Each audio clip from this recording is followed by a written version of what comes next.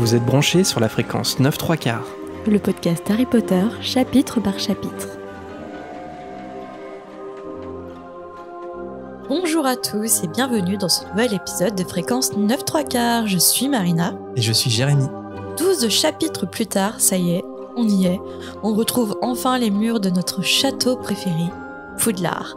Surtout que les révélations vont être faites dès le banquet de rentrée cette année, car Dumbledore va enfin lever le voile sur la surprise qui attend les élèves et qui nous a été beaucoup teasée depuis le début du livre. Mon petit doigt me dit que cette révélation a peut-être quelque chose à voir avec le titre du chapitre, mais ne nous avançons pas trop et laissons-nous porter par l'histoire comme nos personnages vont se faire emporter par les diligences vers leur école de magie. Alors, on le sait tous, les jours de rentrée, c'est toujours un peu stressant. Il y a plein de nouveaux repères à apprendre et tout, mais heureusement, on est bien accompagné aujourd'hui par notre auditrice et voisine de Normandie, Mathilde. Salut Mathilde, Hello. Comment tu vas ? Ça va et vous ? Ça va très bien, merci. Bah oui, ça va, on est heureux de te recevoir. Ça fait quelques temps qu'on n'a pas eu d'auditeurs, auditrices. On a eu des petits invités spéciaux qu'on voulait inviter, mais ça fait plaisir de retrouver des gens de la communauté des fréquenceurs, fréquenceuses. Ah oui, et puis de Normandie en plus, alors... Et ouais, on fait ça à contente d'être distance, mais on n'est pas très loin. Géographiquement, à vol de Nimbus 2000, c'est vraiment pas très loin. à vol de hibou, comme tu veux. À vol de hibou, oui. Merci beaucoup en tout cas, je suis super contente. Bah ouais, plaisir partagé. Et puis un peu comme tous les invités, que ce soit des invités spéciaux ou des auditeurs, auditrices, tu vas nous suivre sur le chapitre, mais aussi pour l'after show. Maintenant, on commence à un peu être habitué, à être familier avec ça. Et là, pour cet after show qu'on fera après l'enregistrement de ce chapitre, du coup, comme c'est un chapitre de répartition... Attends, je te laisse le dire, Marina, parce que c'est ton idée, c'est ta brillante idée. Je ne vais pas te voler ça. On va discuter de l'importance du sentiment d'appartenance à une maison. On dirait une thèse. Non mais c'est hyper important parce que à chaque fois qu'on rencontre des Potterheads, direct on a chacun une maison en fait.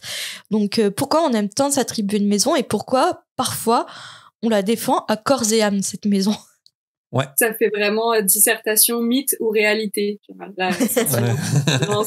J'espère que t'as pris des notes et t'es prêt à débattre avec nous. Ah bah... Attention. Et justement, à cette occasion, en fait, on en a profité pour demander aux participants du Patreon ce qu'ils en pensaient justement de cette question. Donc, dans l'after show aussi, on va les faire participer via Patreon pour savoir ce qu'ils pensent de cette interrogation. Ouais, parce que effectivement, les after shows donc sont exclusifs à ceux qui nous soutiennent sur Patreon. Et puis on trouve ça cool aussi d'interagir directement que en tout cas les abonnés Patreon qui le souhaitent peuvent prendre une part active en fait dans ces after shows. Donc voilà, c'est un petit test aujourd'hui. En tout cas, c'est un beau programme pour aujourd'hui. Ce chapitre 12, le tournoi des trois sorciers.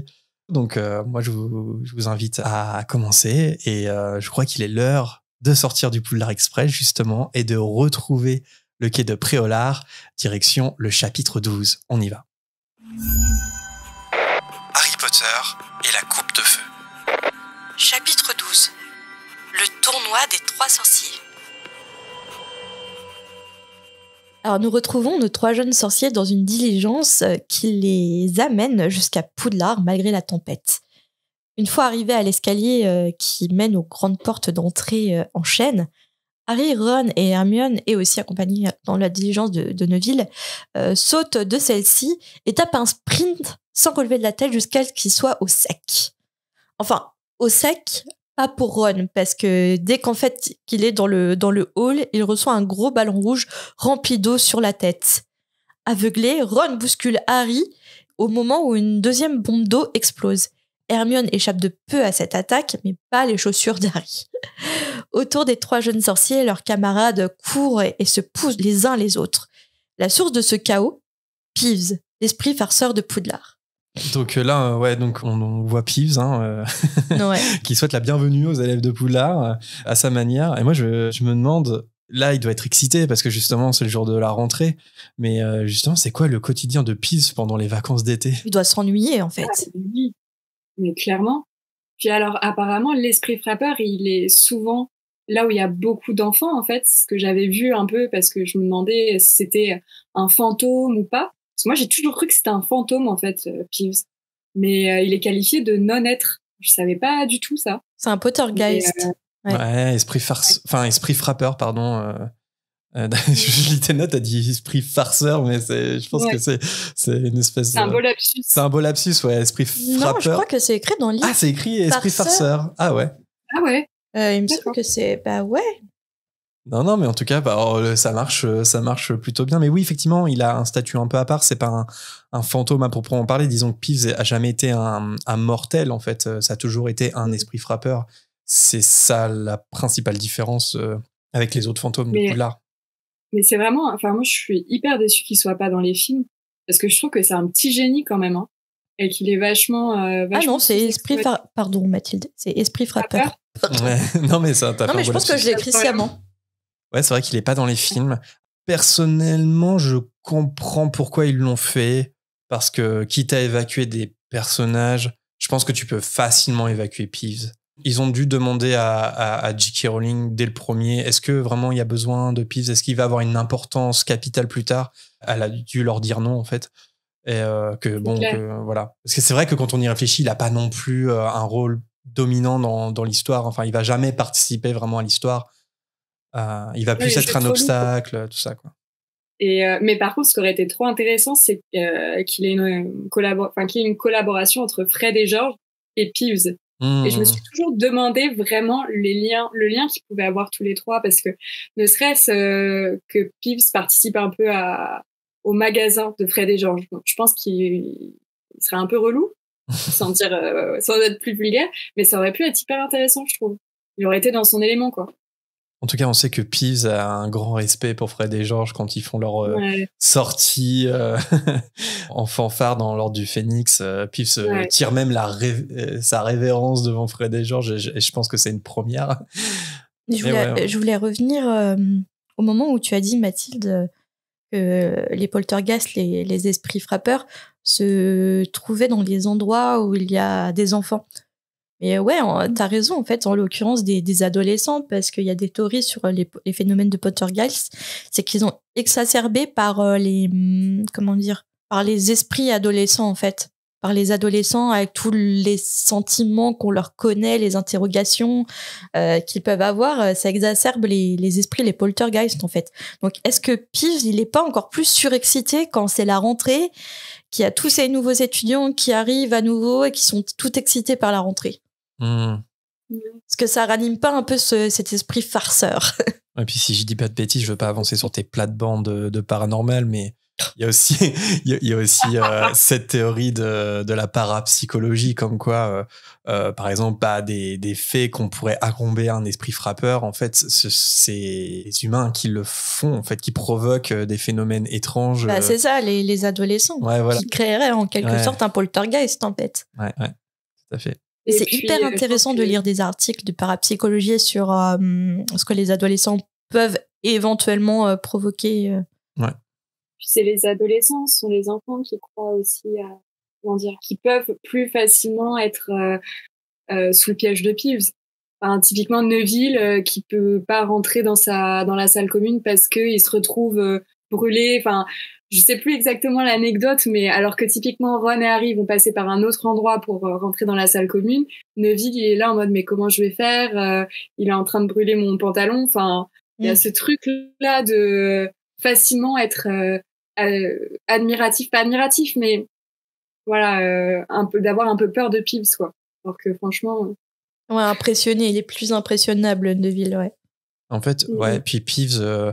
il participe à l'ambiance de Poudlard, en fait, cette ambiance un peu de château qui est toujours vivant. Tu te balades à n'importe quelle heure dans Poudlard, t'as le risque de croiser Peeves, qui te fasse une mauvaise blague, etc. Donc en fait, je trouve qu'il est important dans l'histoire. Enfin, il manquerait au livre, par exemple, si du jour au lendemain il disparaissait. Mais après, dans le film, je trouve que c'est pas le plus gros truc qu'ils aient coupé. Par contre, là, maintenant qu'ils refont une série, a priori, en réadaptant les livres et puis en prenant plus de temps à l'écran. Et avoir peut-être plus de budget aussi. Ouais, là, ils n'ont pas le droit à l'erreur, là, pour le coup. S'ils adaptent pas Peeves, ils vont décevoir beaucoup de monde.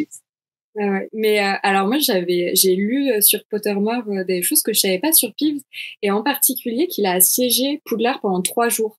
Ça, c'est apparemment J.K. Rowling qui a écrit ça, sur le fait que donc en 1876, je crois, le concierge de Poudlard essaie de le piéger dans une cloche, et en fait il finit par sortir de la cloche, prendre les armes et assiéger Poudlard, même à tel point qu'il passe un contrat avec la directrice de l'époque pour, alors le truc vraiment, mais le contrat bidon, pour nager dans les toilettes du rez-de-chaussée, avoir un nouveau chapeau et je sais plus quoi d'autre, mais vraiment t'es là en mode mais t'as vraiment besoin de passer un contrat pour ça, enfin. Il peut être problématique quand même, hein. Carrément. En tout cas, McGonagall pense sûrement qu'il est problématique, Peeves, parce qu'elle sort en trompe de la grande salle quand elle entend tout ce brouhaha. Elle sort de la grande salle pour disputer Peeves, et là il y a une scène qui me fait trop rire. Enfin, trop rire. Elle glisse sur le sol mouillé et elle se rattrape au cou d'Hermione pour éviter de tomber. Et la pauvre Hermione, elle se masse le cou parce que ça a dû lui faire trop mal qu'une adulte se penche sur, enfin comment dire, se rattrape sur son cou, quoi. Ouais, c'est un peu marrant. Et voir McGonagall qui est toujours si droite dans le contrôle de son apparence, glisser et se rattraper au cou d'Hermione, ça me fait rire. C'est la preuve que Peeves, il met le chaos, mais pas que pour les profs, pas que pour les élèves justement, mais aussi pour les profs, quoi. Aussi. C'est-à-dire qu'une McGonagall, elle est victime tout autant que les élèves, quoi. Et en plus, on sait que McGonagall, elle est quand même sévère, elle a une autorité, et même quand il la voit arriver, en fait, il n'arrête pas son jeu des bombes d'eau, quoi, alors qu'elle le menace d'appeler Dumbledore. Et en plus, on pense que cette menace calme Peeves. Mais Peeves, il tire la langue à McGonagall et il tire un dernier ballon d'eau et après, il part en direction des escaliers en marbre. Alors, la directrice, elle demande à tous les élèves dans le hall de la rejoindre dans la grande salle. Et bon, en fait, la menace, elle n'a pas du tout fonctionné puisque Peeves lance encore vers l'escalier en marbre des bombes d'eau sur un groupe de filles. Alors, les pauvres élèves franchissent les doubles portes de la grande salle tout en glissant et en trébuchant sur le sol mouillé. Une rentrée au top. Il n'y a que le baron sanglant. Ouais, oui. Qui fait peur à Peeves. Et d'ailleurs, pourquoi ? Parce que limite Rogue, en fait. Quitte à ce que ce soit plus... Je sais pas, Peut-être qu'il a pas de respect pour les humains. Enfin, pour les vivants. Ouais, et que seul quelqu'un de mort, et en plus ce baron sanglant peut avoir des effets sur lui. Ouais, Je crois qu'il craint pas Rogue. Non, il craint que le baron sanglant, mais même Dumbledore, je crois que Dumbledore a pas vraiment d'autorité sur Peeves. Dumbledore, il a quand même le pouvoir de le virer, je pense. Je me demande si dans l'écrit de Pottermore, justement, il n'y a pas un truc comme quoi ils ont tous essayé de le virer, ils sont jamais réussi. Ça marche pas. Ouais. Donc... je crois qu'il n'y a rien à faire pour ça. Ouais. Donc même Ombrage par exemple, quand elle est grande inquisitrice, puis voilà, et il n'y arrive pas. Donc je sais pas si on peut vraiment se débarrasser de Peeves comme ça. Et puis je crois que Dumbledore l'aime bien, en fait, Peeves. Ouais. Je crois même qu'il y a un truc, parce qu'il est assez blagueur, Dumbledore. Ouais. Blagueur, voilà, mais il aime bien faire des petites blagues, typiquement ses mots de passe pour entrer dans son bureau, etc. Enfin, après, que ça le fait marrer. Je serais élève à Poudlard, sincèrement, j'aimerais pas Peeves. Ça me ferait pas rire, ces blagues. Ouais, c'est un peu cartoonesque, quoi, ces blagues, quoi. Je te balance des ballons d'eau, je te tire le tapis sous les pieds. Enfin, voilà, ça vole pas très haut. C'est super violent, quand même. Oui. Après, c'est violent, encore une fois, dans le contexte de Poudlard, une école où tu risques de mourir tous les jours, donc bon. C'est clair, après tout, on n'est pas à ça près. On n'est pas à ça près, ouais. Alors, comme d'habitude, la grande salle est resplendissante, chaleureuse. Donc, il y a toujours les 4 grandes tables qui sont dressées pour les élèves, une 5e pour les professeurs. Et justement, Nick quasi sans tête se tient au bout de la table des Gryffondor. Pour rappel, Nick est le fantôme de la maison Gryffondor. Pour fêter la rentrée, il s'est affublé d'une fraise à la taille plus que respectable et qui a le bénéfice de maintenir sa tête tombante. On nous rappelle que ça ne sera que la 2e cérémonie de répartition à laquelle Harry va participer, alors qu'il est en 4e année. Vous vous rappelez pourquoi ? Oui. J'attends vos réponses, s'il vous plaît, et plus que complètes. Vas-y, Mathilde, fais-toi plaisir. Alors, le premier, il l'a fait. Le deuxième, il était dans un arbre qui voulait clairement le tuer. Et le troisième, il l'a fait. Alors il l'a fait. Non. Attends. Ah non, il était à la pharmacie. À la pharmacie. On a un beau lapsus moldu là. Il attendait ses Doliprane. Ouais, il était à la... Voilà. Il a eu une ordonnance de la pomme fraîche, alors il a dû aller à la pharmacie. Une ordonnance de chocolat, parce qu'elle sait que prescrire ça. Voilà. Ah, franchement, si on pouvait se faire prescrire du chocolat et en avoir remboursé par la sécurité sociale, je dis oui. Ah bah ouais, tu m'étonnes. Non mais oui, effectivement, il mange pas des sandwichs. Non, ça c'est dans la chambre des secrets. Mais du coup, il mange pas du tout dans Prisonnier d'Azkaban. Non, il est à l'infirmerie en fait. Ouais, il est carrément à l'infirmerie. Ouais, ouais c'est ça. Oui. Donc oui, finalement, il est en 4e année, mais c'est que sa 2e cérémonie de répartition. Et vous allez dire, je suis un énorme geek. Mais en relisant le passage où Harry rentre dans la grande salle et tout, je crois que c'est un truc qu'on avait déjà évoqué dans le podcast. Mais je suis toujours perturbé parce que la description qui est faite de la grande salle correspond pas à la grande salle comme elle est dans le film. C'est-à-dire que, par exemple, il est dit à chaque fois que quand les élèves de Gryffondor rejoignent leur table, et ben quand ils rentrent dans la grande salle, ils doivent passer devant toutes les autres tables. Sauf que si on s'imagine le film, c'est impossible parce que en fait, les tables, elles sont face à l'entrée. Vous voyez ce que je veux dire ? Ouais. Et là, c'est pour ça que je me suis toujours dit, mais du coup, la grande salle, elle est pas du tout comme elle est pensée dans les films. Et là, je me suis dit, en fait, non, je pense tout simplement que la grande salle, elle est bien comme on l'imagine. Et comme on sait d'ailleurs que, je sais pas si c'est une inspiration de J.K. Rowling, mais il y a cette fameuse salle à l'université d'Oxford qui est un peu fait pareil avec les tables qui font face aux professeurs. Et en fait, je crois que la différence, c'est qu'il n'y a pas la porte. En gros, la porte d'entrée donne pas face au prof, mais je pense que c'est sur un des côtés, en fait. Parce que là encore, Harry, tu vois, il doit passer devant... je sais pas si c'est précisé dans ce chapitre-là, mais il doit passer devant les Poufsouffles, les Serpentards... Après, en soi, c'est ce qu'ils font. Généralement, ils s'installent au fond, plus proche des profs, et en fait, c'est ce qu'ils font. Ouais, c'est qu'ils voient les Serpentards, ils voient les Serres d'Aigle, ils passent à côté d'eux. Bah non. Bah si, dans le film, si. Non, parce que c'est des énormes bancs et en fait, si t'es à Serpentard, tu vas tout à gauche et t'as pas besoin de passer devant les autres tables. Bah si. Non. Si. Bah si, tu passes devant les autres tables. Les Serpentards, ils sont au fond. Tu passes devant Serre d'Aigle. Bah, tu passes devant Serre d'Aigle, je crois. La grande salle dans le film.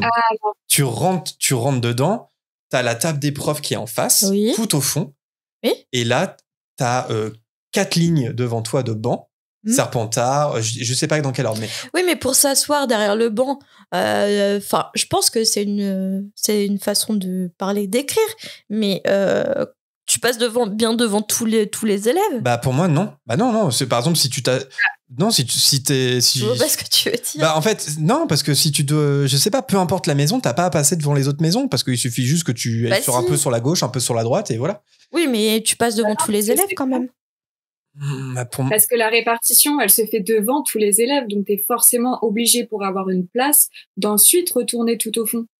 C'est pas clair ce que je viens de dire. Non, mais si, je comprends ce que tu veux dire. Pour moi, je sais pas, peut-être que j'extrapole la description qui est faite dans les livres, mais j'ai l'impression que l'entrée est pas l'entrée comme l'imagine J.K. Rowling et pas comme dans les films. Et en fait, elle est sur un des côtés et la table de Gryffondor se trouve à l'autre extrémité.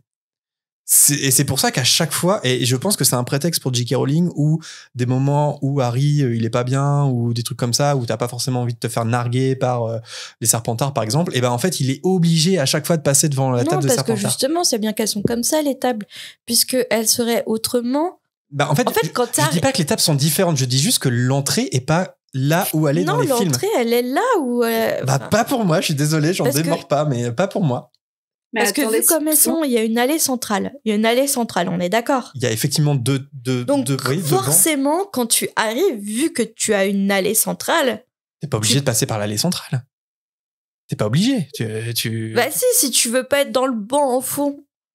Bah non. Enfin, c'est le détail. Bah non, mais tu peux aller... Genre, imaginons, c'est comme dans les films, les Serpentards, ils sont tout à gauche. T'arrives dans la grande salle, tu vas tout à gauche, et puis tu longes ta table, et puis voilà. Oui, mais on est d'accord qu'à côté de Serpentard, t'as les Serres d'Aigle ou les Poufsouffles. C'est à côté, Oui. mais t'es pas obligé de passer devant les Serdeg pour aller à ta Bah, table de bien serpent. sûr que si, puisqu'elle est à côté. Non, mais on va pas y passer 10 ans. Bah, elle est à Je vais te côté, faire- donc Je si. te ferai un dessin en off et avec un passage du livre. Ah ouais, pour- fais-moi un dessin parce que ça... Mais s'il y a des auditeurs qui sont de mon côté, qui sont des gros nerds du livre et qui se sont déjà Mais non, posé la question, je pense que tu extrapoles justement ce qui est peut-être écrit, que je pense. j'extrapole. Mais encore une fois, alors je sais pas si c'est dans ce passage-là, mais je suis désolé, mais si vraiment c'est comme dans le film avec l'entrée en face et tout, Non, mais je suis il y a des désolée, passages, c'est pas mais crédible dans le livre. Peu importe, non, Non, mais voilà. peu importe l'emplacement Non, de la porte et- d'entrée, c'est 2 grandes portes en chaîne qui Oui, doivent énormément couiner. Donc, quand quelqu'un rentre, tu regardes forcément cette personne. Déjà pas ou Ouais, à mais tous quand les t'as- élèves et professeurs. quand t'as toute l'école qui est réunie, les portes elles peuvent rester ouvertes. Enfin, tu vois, c'est. Enfin bref. Mais, Ah alors, non, le chauffage. par contre, il y a juste un détail, c'est que dans le film, dans le 4, il y a une porte sur le côté. C'est là où où Maugrey Folleuil fait son entrée. Il fait pas son entrée par la porte Ah bon principale. Non, il l'a fait sur le côté. Il rentre comme ça et Alors, puis tout en d'un fait, coup il y a dans les. le film, tu veux dire? Ouais, il y a 2 entrées. En fait, Il y en dans a le une film, pour les artistes et Ouais, mais en fait, dans le film, t'as la petite porte derrière la table des profs. Et ça, je pense c'est pareil que dans le livre, j'ai l'impression. Et Ah, ok. c'est là où, par exemple, quand les champions vont être appelés plus tard dans le récit, c'est là où c'est la petite salle où ils doivent aller. Et quoique, maintenant que je dis ça, j'ai l'impression que c'est la salle des premières années aussi. Et ça, bah, je sais pas, faudrait vérifier. Mais ça se trouve, encore une fois, dans le livre, c'était pas imaginé de la même manière. Peut-être que la petite porte, elle est pas censée être derrière la table des profs. Faudrait vérifier quand même. Je suis pas sûr. Ouais. On a fait. c'est quand même un débat haut en couleur. Hein. Ah, mais vous êtes sur la fréquence en même temps, chapitre par chapitre. Vous voyez des épisodes d'1h30. Forcément qu'on se pose ce genre de questions inutiles, vous le savez bien. Forcément, tu te poses ce genre de questions. Copyright frequency 9 3/4. Alors, du coup, parce que c'est un... Non, mais je passe du coq à l'âne. Hein. Mais moi, j'ai un débat qui me taraude depuis je sais pas combien de temps sur les sombrales, parce que on n'en a pas parlé au début. Ah oui. Mais moi, je ne comprends pas pourquoi Harry ne les voit pas. Moi, c'est un truc, je suis pas d'accord sur le fait qu'il les voit pas. Voilà. T'es pas d'accord avec Ça le n'a fait rien à voir. qu'il était trop jeune pour assimiler la mort de ses parents? Mais je pense que, en fait, pour moi, c'est juste, il l'a peut-être pas assimilé, il s'en souvient peut-être pas, mais pourtant, il l'a vécu. Et il l'a vu. Enfin, je veux dire, il se souvient d'un éclair vert. Il se souvient de ce moment-là. Donc, après, bien évidemment, quand on a 1 an, on n'a plus de souvenirs. Et pourtant, on a vécu ces choses-là. Et c'est pour ça que c'est vraiment un truc que je comprends pas. Je comprends pas qu'elle ait omis ça, ou même qu'elle ait expliqué pourquoi il le voyait pas avant les sombrales. Ça, c'est vraiment, c'est un peu inexplicable pour moi. Le débat est ouvert parce que c'est vrai Ouais. qu'il y a un truc un peu bizarre sur la définition que J.K. Rowling donne sur les conditions nécessaires pour voir un sombral. C'est pas forcément très clair parce que en gros, ce qu'elle dit, c'est qu'il faut avoir assimilé le concept de la mort et avoir fait son deuil. Et du coup, c'est comme si Harry assimile pas réellement la mort de ses parents, en tout cas n'a pas fini d'en faire son deuil. Et c'est pour ça qu'il serait pas encore assez ouvert d'esprit pour voir les sombrales. Mais j'ai l'impression quand même qu'il en a bien conscience de la mort de ses parents, Harry. Donc, Puis est-ce qu'il a fait son deuil de Cédric Diggory après un été, tu vois alors ça, oui. C'est Mais en fait, l'incohérence qui avait été pointée à J.K. à l'époque, c'est que à la fin de la Coupe de Feu, quand Harry retourne au Poudlard Express, c'est pas de bol, c'est dans le bouquin, et les diligences, c'est toujours des diligences qui sont poussées par des chevaux invisibles. Et des gens lui ont dit, mais attendez, ok, Harry, il avait 1 an quand ses parents sont morts, sauf que là, il vient de voir la mort de Cédric, et pourtant, il voit pas les sombrales. Et alors, je sais pas si c'est une pirouette de sa part, mais elle avait dit, c'est normal. C'est parce que il a pas eu le temps de faire son deuil de Cédric. Et donc, du coup, il lui faut l'été pour faire son deuil, et après, à la rentrée d'après, il peut les voir. Moi, j'ai toujours douté un peu de ça. J'ai l'impression que c'est une petite rustine pour dire ah mince. Elle a du mal, J.K. à dire j'y ai pas pensé. Elle a du mal à le dire ça. Hein. C'est Ah bah clairement. donc après ça peut se tenir aussi. On fait pas son deuil en quelques jours, mais je sais pas si c'est quantifiable justement. Donc le fait de quantifier ça, c'est bizarre. Donc c'est pour ça que le débat reste là. La discussion qu'il a avec Luna et Luna Lovegood, elle est hyper intéressante parce que elle, pour le coup, elle a fait son deuil, elle en parle comme ayant fait son deuil, etc. Alors que Harry, quand même, c'est plus compliqué. Et c'est aussi très légitime, hein, mais c'est un truc, c'est toujours un peu embêtant. Après, je suis d'accord. Est-ce qu'on peut faire un deuil de, par exemple, ses parents qui sont décédés alors que tu étais tellement jeune que tu peux pas avoir conscience vraiment de ce qui s'est passé? Est-ce que tu peux faire le deuil de tes parents alors qu'ils sont morts quand tu étais en bas âge? Que tu n'as aucun souvenir avec eux. C'est ça, ouais. Tu sais qu'ils te demandent quelque chose, qu'ils sont morts, mais est-ce que tu peux faire le deuil en fait de ces personnes que finalement tu n'as jamais vraiment connues? Là, il y a ça aussi. Ça se enfin, c'est pas le même, je pense que c'est pas la même douleur que lorsque tu les perds plus vieux. Je pense que c'est encore autre chose, des manques différents peut-être. Et surtout qu'on voit bien dans le premier, quand il les voit dans le miroir du Verized, il va vers Ron et puis il leur dit ils sont vivants, mes parents ils sont vivants, alors que ça va être très bien qu'ils étaient morts, et pourtant il a eu un espoir qu'ils soient vivants, chose donc la preuve quand même qu'il n'a pas fait totalement le deuil de la mort de ses parents, en fait. Jusqu'à un instant, il a cru que ce qu'il voyait dans le miroir du Verized pouvait être la réalité. Et d'ailleurs, ça serait intéressant de savoir, justement, après la fin de la bataille de Poudlard, s'il se retrouvait devant le miroir de Verized, qu'est-ce qu'il verrait? Est-ce qu'il verrait toujours ses parents? Après les avoir vus avec la pierre de résurrection, etc. En fait, la question, est-ce qu'il verrait toujours sa famille? Le miroir du Verized, je pense ce qu'on voit dans le miroir du Verized, ça peut évoluer en fonction de justement de notre propre évolution. Parce que nos désirs changent dans la vie, en fait. Au cours de la vie, plutôt. C'est une bonne question. C'est une bonne question. Après, ça touche tellement à un truc de profond. Ses origines, ses parents, sa famille, ça, c'est quelque chose qui lui manquera toute sa vie. Donc il y a une espèce de continuité comme ça, que c'est un manque qui le suivra tout le temps, qui le hantera toute sa vie. Mais en même temps, comme tu dis, oui, Marina, les désirs changent. Donc j'ai pas de réponse à ça. C'est une bonne question. Nous, on va retrouver Harry dans la grande salle qui est en train de parler à Nick quasi sans tête. Et Colin Crivet, pendant la discussion qu'il a, Harry, avec Nick quasi sans tête, il se fait interpeller par Colin Crivet, son fan numéro 1. Le fanzouz. Mais il est un peu fanzoun, Colin, parce qu'il est tout le temps surexcité et tout. Est-ce que je dis que les fans de sont surexcités? Peut-être. Colin est surexcité parce que son petit frère Denis entre en première année. Et il espère qu'il va être à Gryffondor.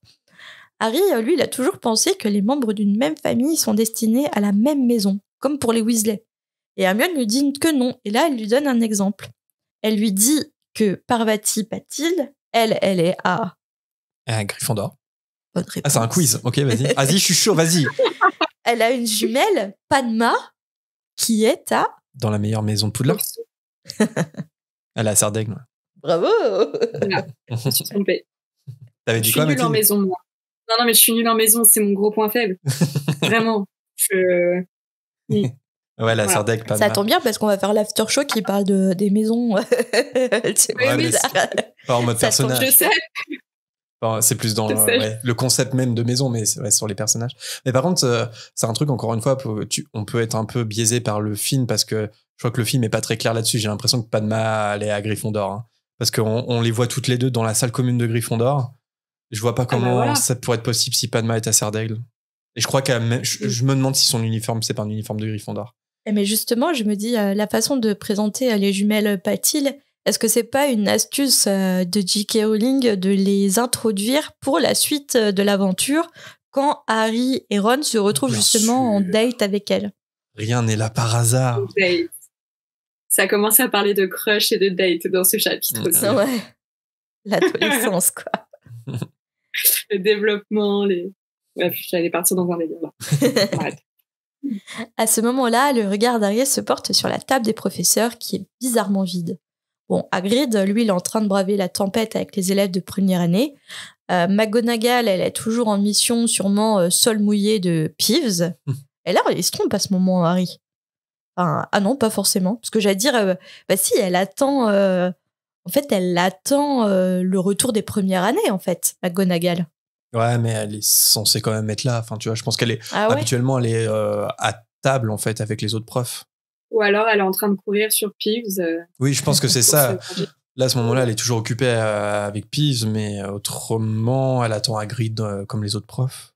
Je sais pas, je l'imagine un peu comme ça. Non, parce que lors de la première année, puis de toute façon, on va voir que McGonagall, elle rentre avec les premières années, mais ça se tient parce que lors du premier tome, en fait, elle rentre avec les premières années. Ouais, t'as raison. Elle les accompagne.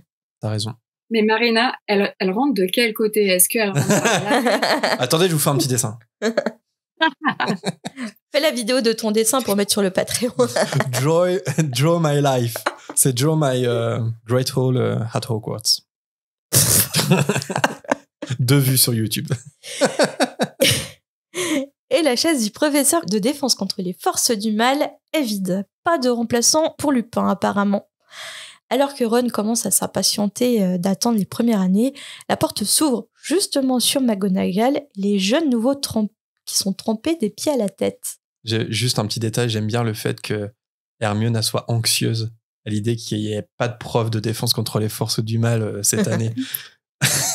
Elle est là, oh mon Dieu, incroyable. J'ai lu tous les livres pour rien cet été. C'est l'étudiante, l'élève qui est anxieuse parce que le prof n'a pas donné de devoir pour la semaine prochaine. J'aime bien le fait que ça la stresse. Ouais. Ah, il y a autre chose qui va la stresser là dans le chapitre, sans vouloir teaser. Teasing. Et dans toutes ces premières années, il y a même un élève qui est enveloppé de l'immense manteau d'Hagrid. Il apparaît que c'est ni plus ni moins le fameux Denis, le petit frère de Colin Crivet. Apparemment, il est tombé dans le lac et il en est très heureux. Tu dis Denis, toi? Denis? Je sais pas. C'est marrant. Non, mais je pense que ça date de tes premières lectures, du coup. Puis comme c'est un personnage qui est pas dans les films. Ah, je sais pas. Moi, je parle français, donc je dis Denis. Bah, on devrait dire Colin, du coup. Oui, c'est vrai. Ah, Oui, mais Colin, il est dans les films. Et on dit Colin dans les films, alors que c'est son ça. frère n'y est pas. C'est pour ça que les films sont tellement importants, ils sont tellement ancrés, tu vois. Parce qu'on dit Colin, parce que peut-être que je pense que tu lisais Colin. Oui, mais du coup, pour continuer, on dirait Creevy. Oui, mais non, mais tu vois ce que je veux dire. Non. Parce que même dans le film, il s'appelle Colin Crivet, tu vois. Et on dirait McGonagall. Bah, McGonagall, je crois qu'on le disait très mal avant que... On était beaucoup à pas savoir comment on le dire. Et beaucoup le prononçaient McDonald, d'ailleurs.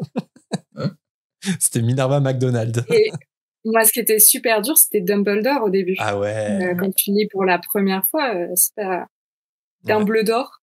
Ça, je m'en souviens. Je disais Dumbledore. Dumbledore, ouais, tu disais pareil, non? Non, je disais Dumbledore. Ah, Dumbledore. En fait, je me compliquais encore plus la vie. Je me souviens de l'épisode qu'on avait fait avec Alix de la Gazette et qui, même Ron, pour elle, c'était Ron. Et alors, ça peut faire rire les gens aujourd'hui. Mais imaginez, on savait pas, il y avait pas les films, rien, personne ne prononçait le nom des personnages. Tu lis R-O-N quand t'as 8 ans dans un livre, bah, tu le dis Ron, en fait. Et non. Oui, c'était un très bon élève, d'ailleurs. Plus que quand tu dis Ron, au final. Bah oui. C'est comme Malfoy. Typiquement, Malfoy, on sent tout de suite que c'est les... Ouais. Donc t'as le droit de dire Denis. McGonagall installe alors un tabouret et pose sur celui-ci un chapeau de sorcier tout rapiécé. Après quelques instants, une déchirure apparaît sur le chapeau qui se met à chanter. Harry est étonné que la chanson ne soit pas la même que lors de sa première année. Ron lui apprend que le chapeau chante une chanson différente chaque année. Et Ron, justement, dit que le chapeau, toute l'année, en fait, il passe son année à écrire cette nouvelle chanson. Et je me dis, mais quelle est la vie de ce chapeau? En fait, on l'a doté d'une conscience, mais jusqu'où va sa conscience? Est-ce qu'il peut s'ennuyer, par exemple? Est-ce qu'il a conscience du temps qui passe? Vous avez 2 heures. Je pense qu'il a quand même cette conscience de ce qui se passe, de l'environnement ambiant. Peut-être qu'il a des discussions avec Dumbledore. Moi, je sais pas pourquoi, mais avant chaque rentrée, je l'imaginais en train de pitcher un peu avec Dumbledore. Ouais, tu peux dire ça dans ta chanson, etc. Parce que là, typiquement, la chanson, je trouve qu'elle est vachement liée à un truc de faites attention à ce qui va se passer, faut être unis entre les 4 maisons. Enfin, c'est comme ça que je le sens. Et je les imagine bien tous les deux tous les deux en train de pitcher un peu avant. Est-ce que vous voulez que je lise la chanson? Pas que je la chante, hein, mais que je la lise. Ouais. Voici, alors ouais, c'est plus l'histoire de Poudlard et sa création. Voici un peu plus de 1000 ans, lorsque j'étais jeune et fringant, vivaient 4 illustres sorciers, dont les noms nous sont familiers. Le hardi Gryffondor habitait dans la plaine, Poufsouffle le gentil vivait parmi les chênes, Serdaigle le loyal régnait sur les sommets, Serpentard le rusé préférait les marais. Ils avaient un espoir, un souhait et un rêve, le projet audacieux d'éduquer les élèves. Ainsi naquit Poudlard, sous leurs 4 étendards. Chacun montrait très vite sa vertu favorite et en fit le blason de sa propre maison. Aux yeux de Gryffondor, il fallait à tout âge montrer par-dessus toute la vertu de courage. La passion de Serdaigle envers l'intelligence animait son amour des bienfaits de la science. Poufsouffle avait le goût du travail acharné. Tous ceux de sa maison y étaient destinés. Serpentard, assoiffé de pouvoir et d'action, recherchait en chacun le feu de l'ambition. Ainsi, tout au long de leur vie, ils choisirent leurs favoris. Mais qui pourrait les remplacer quand la mort viendrait les chercher? Gryffondor eut l'idée parfaite de me déloger de sa tête. Les 4 sorciers aussitôt me firent le don d'un cerveau pour que je puisse sans erreur voir tout au fond de leur cœur et décider avec raison ce que sera votre maison. Ce que sera votre maison. Je fais une référence au livre audio.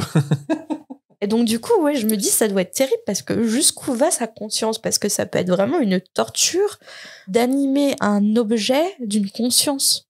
Je pense à un peu de Est-ce qu'on peut le mettre l'anthropomorphisme. Non, mais est-ce qu'on peut le mettre? Bah non, parce que est-ce que c'est ce qui fait pas ton humanité aussi? Est-ce que c'est pas ta conscience justement, ton âme? Après, je pense, Oui. ouais, mais après, c'est pas non plus un Horcrux de Godric Gryffondor, tu vois ce que je veux dire? Il y a une partie de l'âme de Gryffondor, mais qui n'est vouée qu'à une chose, Oui, mais les répartir. Horcruxes, ils ont pas de conscience. Alors Ouais. que là, il est doté d'une conscience, en fait. Il est doué de réflexion. Mais jusqu'où ça va sa réflexion? Moi, je suis pas trop d'accord parce que le journal intime de Jedusor, on le voit bien, hein, ça peut faire renaître Jedusor lui-même. Oui. C'est Oui, une mais partie ça, de l'âme. Non, mais je parlais par exemple du médaillon, de la coupe, Bah, en fait, qui sont des objets et pourtant. Là, ce que je veux dire, c'est en comparant, je pense pas qu'il y ait une partie de l'âme de Godric Gryffondor dans le Choixpeau. Je pense que c'est juste, on lui a donné une fonction qui est de répartir les élèves. Il peut avoir des intérêts. On voit bien, Harry va parler ensuite au Choixpeau pour dire est-ce que j'aurais pas dû aller à Serpentard et tout. Donc, il peut discuter de ça, mais je pense que ça peut pas aller plus loin. Enfin, je pense pas qu'il ait une conscience en mode c'est pas un être vivant à proprement parler. Tu vois ce que je veux dire? Il peut pas s'ennuyer, il peut pas. Bah, c'est ma question. Ouais, bah, moi, c'est mon avis, du coup. Je pense pas. Je pense qu'il a une tâche, il l'a fait, mais je le vois pas aller plus loin que ça. Ah, heureusement, parce que tu restes un chapeau, quoi. T'as pas de bras, t'as pas de jambes, T'as pas de chocolat, t'as pas d'estomac. Non. Oh, désolé, mais bon, bah, désolé. Non, mais en même temps, je dis ça, mais c'est cancel. Je suis cancel. J'ai pensé à une chose, c'est que on peut quand même, par exemple, Harry récupère l'épée de Godric Gryffondor par le Choixpeau, et donc là, ça dépasse la répartition, peut-être. Oui, mais le Choixpeau, il est envoyé par qui? Il est envoyé par Dumbledore. Par Dumbledore. Moi, je pense que c'est Dumbledore qui contrôle le chapeau. Voire même, en allant plus loin, je me suis déjà posé la question de savoir si c'est pas Dumbledore qui... Comment dire? Si c'est pas lui, au final, qui fait la répartition. Qui s'est transformé en Choixpeau pour... Comme ça, direct. C'était trop nul ma blague, désolé. J'ai l'impression que c'est pas un artefact aussi puissant que ça. En gros, je pense que il a une fonction, en fait, s'il répartit les élèves. Non, mais c'était une question pour savoir votre avis. Mais en même temps, je dis ça, c'est une opinion, mais c'est pas un truc factuel, donc je sais pas. Tu penses pareil, Mathilde? Mais en fait, moi, je trouve que c'est une des plus grosses fonctions qu'il peut avoir. Enfin, il lit dans les pensées, quand même. Enfin, ça, c'est quand même un truc de fou. Enfin, si t'as cet objet-là chez toi et que tu veux savoir des trucs, hop, sur la personne de... Enfin, c'est quand même un... Non, mais... Moi, j'imagine. C'est un talent. J'imagine la vie, tu vois, de porter le Choixpeau H24, ça doit être insupportable. Il commande toutes tes pensées, tu vois. Ça doit être insupportable. Est-ce que c'est une bonne idée de prendre ce donut qui t'attend là dans le placard? Tu ne devrais pas. Non, mais, et puis même, enfin, moi, franchement, je serais terrorisée à l'idée qu'un chapeau pour lire mes pensées, en fait, même si c'est pour pour une répartition. Enfin, moi, personnellement, quand je suis stressée, je sais pas, j'ai grave envie d'aller aux toilettes, j'ai peur qu'ils sortent devant tout le monde. Enfin, je sais pas, ça peut tellement aller loin, ça, que je me dis, c'est... Est-ce que c'est vraiment une bonne idée de dire à Corinne de la compta d'aller se faire voir? Je ne crois pas. Enfin bref. La répartition commence. Le premier élève, Steward Akirki. Non, mais disons-le en français, du coup. Steward Akirki est réparti à Serre d'Aigle. Les élèves de la maison l'accueillent chaleureusement, notamment par Cho. Et justement, c'est Ackerley. C'est plus facile à prononcer. Je crois que t'as mis 2 K, mais c'est Ackerley. Ah, c'est Ackerley. Ouais. Et justement, Cho est observé par Harry, qui a étrangement envie de la rejoindre. C'est pas si étrange que ça. Pas besoin d'un choix, là, pour savoir ce qui se passe dans la tête d'Harry. Après, il a mis longtemps pour avoir un crush, quand même. Sa 4e année. Il l'a déjà un peu, non? J'ai l'impression que dans Le Prisonnier d'Azkaban, il a un petit crush sur Cho, déjà. Quand il joue au Quidditch et tout. Même la 3e année, 1re et 2e année, non, ça l'intéressait pas pour l'instant encore les filles. Il tente de se faire tuer chaque année, alors je pense que... Ouais, ça occupe assez son esprit. Moi, j'ai déjà eu 1000 crushs en 4e année, en 3e, au collège. Il commence à avoir son crush au tome 3, ouais. Mais c'est pour ça met du temps quand même. Bon, après, c'est vrai qu'il lui arrive plein de choses. Pas trop le temps. Après avoir réparti d'autres élèves, le Choixpeau arrive autour de Denis Crivet, qui est réparti à Gryffondor comme son frère. Et Denis va répondre à une interrogation que j'ai eue dans un précédent épisode, je crois même le précédent là. Je me demandais ce qui se passerait si les élèves tombaient dans le lac, par rapport à la pluie justement, et donc c'est le dernier épisode là, je crois. Eh bien, Denis, en rejoignant son frère à la table des Gryffondor, lui raconte fièrement qu'il est tombé dans le lac et que quelque chose dans l'eau l'a rattrapé et l'a remis dans le bateau. Colin suppose que c'est le calmar géant. Apparemment, il n'a pas de meilleure entrée pour Denis. Et cerise sur le gâteau, Colin lui montre Harry. Donc, pour réponse, je pensais que la noyade... Enfin, on se demandait si la noyade était possible... sur le lac de Poudlard, et apparemment non, parce que le calmar géant veille à la sécurité des élèves. C'est un gentil calamar. Ouais, c'est une gentille créature. Alors, c'est écrit calmar. Moi, j'ai du mal à dire calmar, je dis calamar. Ouais, tu dis calamar, non? Ouais, j'ai cherché sur Internet. Calamar, c'est pareil, en fait. Ah, on peut dire les deux? Ouais, on peut dire les deux. En fait, c'est la même créature, mais il y a encore beaucoup plus... En fait, cette créature, cet animal, a 10 000 noms. Mais moi, je dis calamar, hein. Je dis pas calmar. Ok. Je savais pas qu'on pouvait dire calmar, tu vois. Ouais, je pensais qu'il se trompait en parlant. Non. Ouais, le calmar géant. Non, bah, c'est pas un danger pour les élèves. Ouais. Je crois que même qu'il n'y a pas des passages où, quand les élèves prennent des pauses, tu peux caresser les ventouses du calmar. Je vous assure, c'est un moment, c'est dans les livres. Je sais pas si c'est dans le flashback avec les maraudeurs. Oui. Est-ce que c'est pas une mauvaise fanfiction que tu as lue, un peu bizarre? Ah, c'est peut-être une fanfiction asiatique, maintenant que tu le dis. Non, c'est dans le livre à un moment donné, je vous assure. Les élèves, ils peuvent jouer avec le calmar, donc c'est un calmar affectueux. Ah ouais, mais j'aime beaucoup les animaux, mais je ferais pas ça. Je suis même pas capable de toucher un escargot parce que j'ai peur de toucher sa peau visqueuse. Alors, calmar, ça me... un autre truc. Mais imaginez un tour dans le lac, ça doit être incroyable. Tu sais, t'es dans une sorte de sous-marin, mais transparent. Et tu vois toutes les créatures. Je suis sûre qu'il y a 1 milliard de créatures qu'on ne connaît pas dans ce lac. Ça va être fou. Ouais, après, est-ce qu'on aimerait rencontrer ces créatures? Je sais pas. C'est un autre sujet. C'est pour ça que la deuxième tâche, elle est trop bien dans ce tome-là. C'est qu'on plonge dans le lac. C'est trop bien, quoi. Mais on n'en voit qu'une toute petite partie, je pense. Il y a encore plein de mystères, j'imagine, dans ce lac noir. Alors que Colin montre à son frère Denis Harry lui-même détourne le regard, puisqu'après tout, pour le pauvre, c'est hyper gênant. Et s'intéresse plutôt au Choixpeau qui poursuit sa répartition, qui prend fin avec Kevin Whiteby, au grand soulagement de Ron, qui meurt de faim. Alors Ron, il meurt de faim dans tout le chapitre, enfin dans tout le début du chapitre. Hein. En même temps, il ne parle que de ça. Il mange que des sneakers dans le Poudlard Express, donc forcément. Mais c'est l'heure du discours de Dumbledore, et heureusement pour Ron, il n'y a que 2 mots dans ce discours. Bon appétit. Attristé, Nick, quasi sans tête, regarde les jeunes sorciers remplir leur assiette. Il apprend aux sorciers que le festin a failli ne pas avoir lieu, étant donné les ennuis qu'il y a eu dans la cuisine. La source des ennuis ? Peeves. Comme d'habitude, Peeves voulait assister au festin, mais étant donné ses manières déplorables, le Conseil des fantômes s'y est opposé. Enfin, le moine gras voulait lui donner une chance, mais le baron sanglant a mis son veto. Du coup, fou de rage, Peeves a mis le bazar dans la cuisine.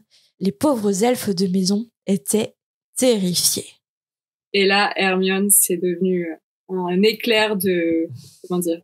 Du coup, c'est pas un éclair de génie, mais en mode, c'est pas possible, quoi. La révélation, quoi. Le choc. Ouais, c'est ça.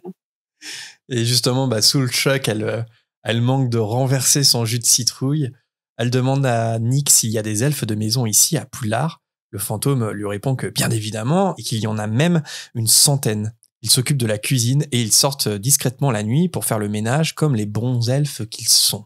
Nick éclate de rire quand Hermione lui demande s'ils sont payés, parce que la dernière chose qu'ils veulent, selon Nick, c'est bien d'avoir un salaire ou d'autres droits comme des congés ou une retraite. Sur ces mots, Hermione repousse son assiette et Ron lui dit que c'est pas en arrêtant de manger que les elfes obtiendront des congés maladie. Mais Hermione est radicale, c'est de l'esclavage et elle ne veut pas participer à ça. Et là, je me suis demandé quand même, c'est vrai que on peut se dire, est-ce que c'est vraiment nécessaire de recourir à des elfes de maison à Poudlard, quelque part ? Est-ce qu'il n'y a vraiment pas d'autre alternative ? Carrément, et puis surtout de se dire que Hermione, ayant lu tous les bouquins de Poudlard, elle a jamais su. Et ça, c'est quand même assez fou de l'avoir caché de cette manière-là. Je pense qu'à mon avis, ils sont pas très fiers de faire parvenir... autant de sorciers peuvent accomplir cette tâche. Chaque famille... soit père ou mère, font à manger même dans cette même dans la société magique. Donc moi franchement c'est un des passages qui m'a j'étais mal pour Hermione parce que sachant qu'elle connaît tout, là elle est tombée de 1000 étages et je trouve que c'est le premier d'ailleurs sujet un peu politique, voire plus un sujet social dans le livre. Je trouve hyper intéressant. Ouais, mais le problème, c'est qu'aujourd'hui, les sorciers veulent plus travailler, quoi. Donc on est obligé de prendre des elfes de maison pour faire le boulot. C'est ça le problème. Non, en fait, je me dis, d'accord, c'est une vieille tradition dans des familles comme chez les Malfoy ou des familles un peu au sang pur, nobles. Il y a cette tradition des elfes de maison, mais là, on parle d'une école de magie. Et je trouve que je pense, même dans les années 90, à ce moment-là, ça reste la facilité d'avoir une 100 d'elfes de maison qui s'occupent de tout. Alors, après, j'ai une théorie, mais c'est une théorie à la Marina que j'ai fait au cours des années, je sais pas pourquoi. Mais quand on pense que les 2 elfes de maison qui travaillent à Poudlard, on connaît, ont été un peu sauvés, entre guillemets, par Poudlard. Pourquoi je dis ça ? Winky, qui s'est fait virer par son maître, qui est devenu alcoolique, elle s'est fait recruter par Dumbledore. Finalement, qui lui donne un boulot, qui essaye de lui redonner une raison de vivre, parce que Winky, elle est formatée par finalement la vie qu'on donne aux elfes de maison, et elle se voit pas sans travail. Et Dobby, qui lui veut être libre, mais qui veut être payé, qui veut travailler, mais tout en étant payé et avoir des droits. Personne ne veut l'embaucher, puisque c'est pas comme ça que dans le monde des sorciers, on voit les elfes de maison, donc du coup, Dumbledore l'embauche. Et en plus, le paye. Et je me dis, est-ce que du coup, ça va très loin. Est-ce que Poudlard, ça serait pas un peu le refuge des elfes de maison qui ont été maltraités, malmenés par la société ? Et finalement, à Poudlard, on leur donne une safe place. Parce que, connaissant Dumbledore, ça m'étonnerait que Dumbledore traite comme de la les elfes de maison, quoi. Non, c'est intéressant. Il y a Créature aussi. Créature, c'est exactement pareil. Ouais. J'aime bien ta théorie. Ouais. Parce que les 2 seuls exemples des elfes qui travaillent à Poudlard, finalement, ils ont été sauvés par Dumbledore, quoi. En gros, que c'est une... Oui. Quand ils ont nulle part où aller, Poudlard est toujours là pour les accueillir. Et comme ils sont formatés, la seule chose qu'ils veulent faire, c'est servir les sorciers. Parce qu'on le voit bien quand même, Dobby, ça reste un marginal au sein de Poudlard. Il reste formaté.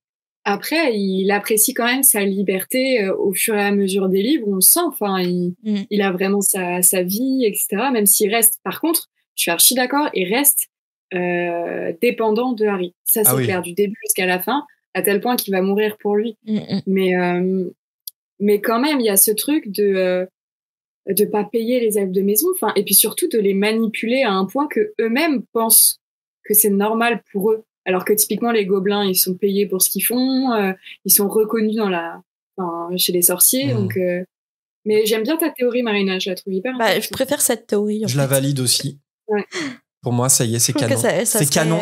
Je trouve ça serait beau, en fait, ça serait pas mal de leur donner une safe place. Et malgré le fait que Dumbledore les accueille, enfin, c'est pas, ça date d'avant Dumbledore, je pense, mais même s'il y a cette idée un peu de refuge. Pour le coup, on voit bien, les elfes sont tellement formatés que c'est pas non plus, enfin, c'est pas tous des Dobby, quoi, c'est ça que je veux dire.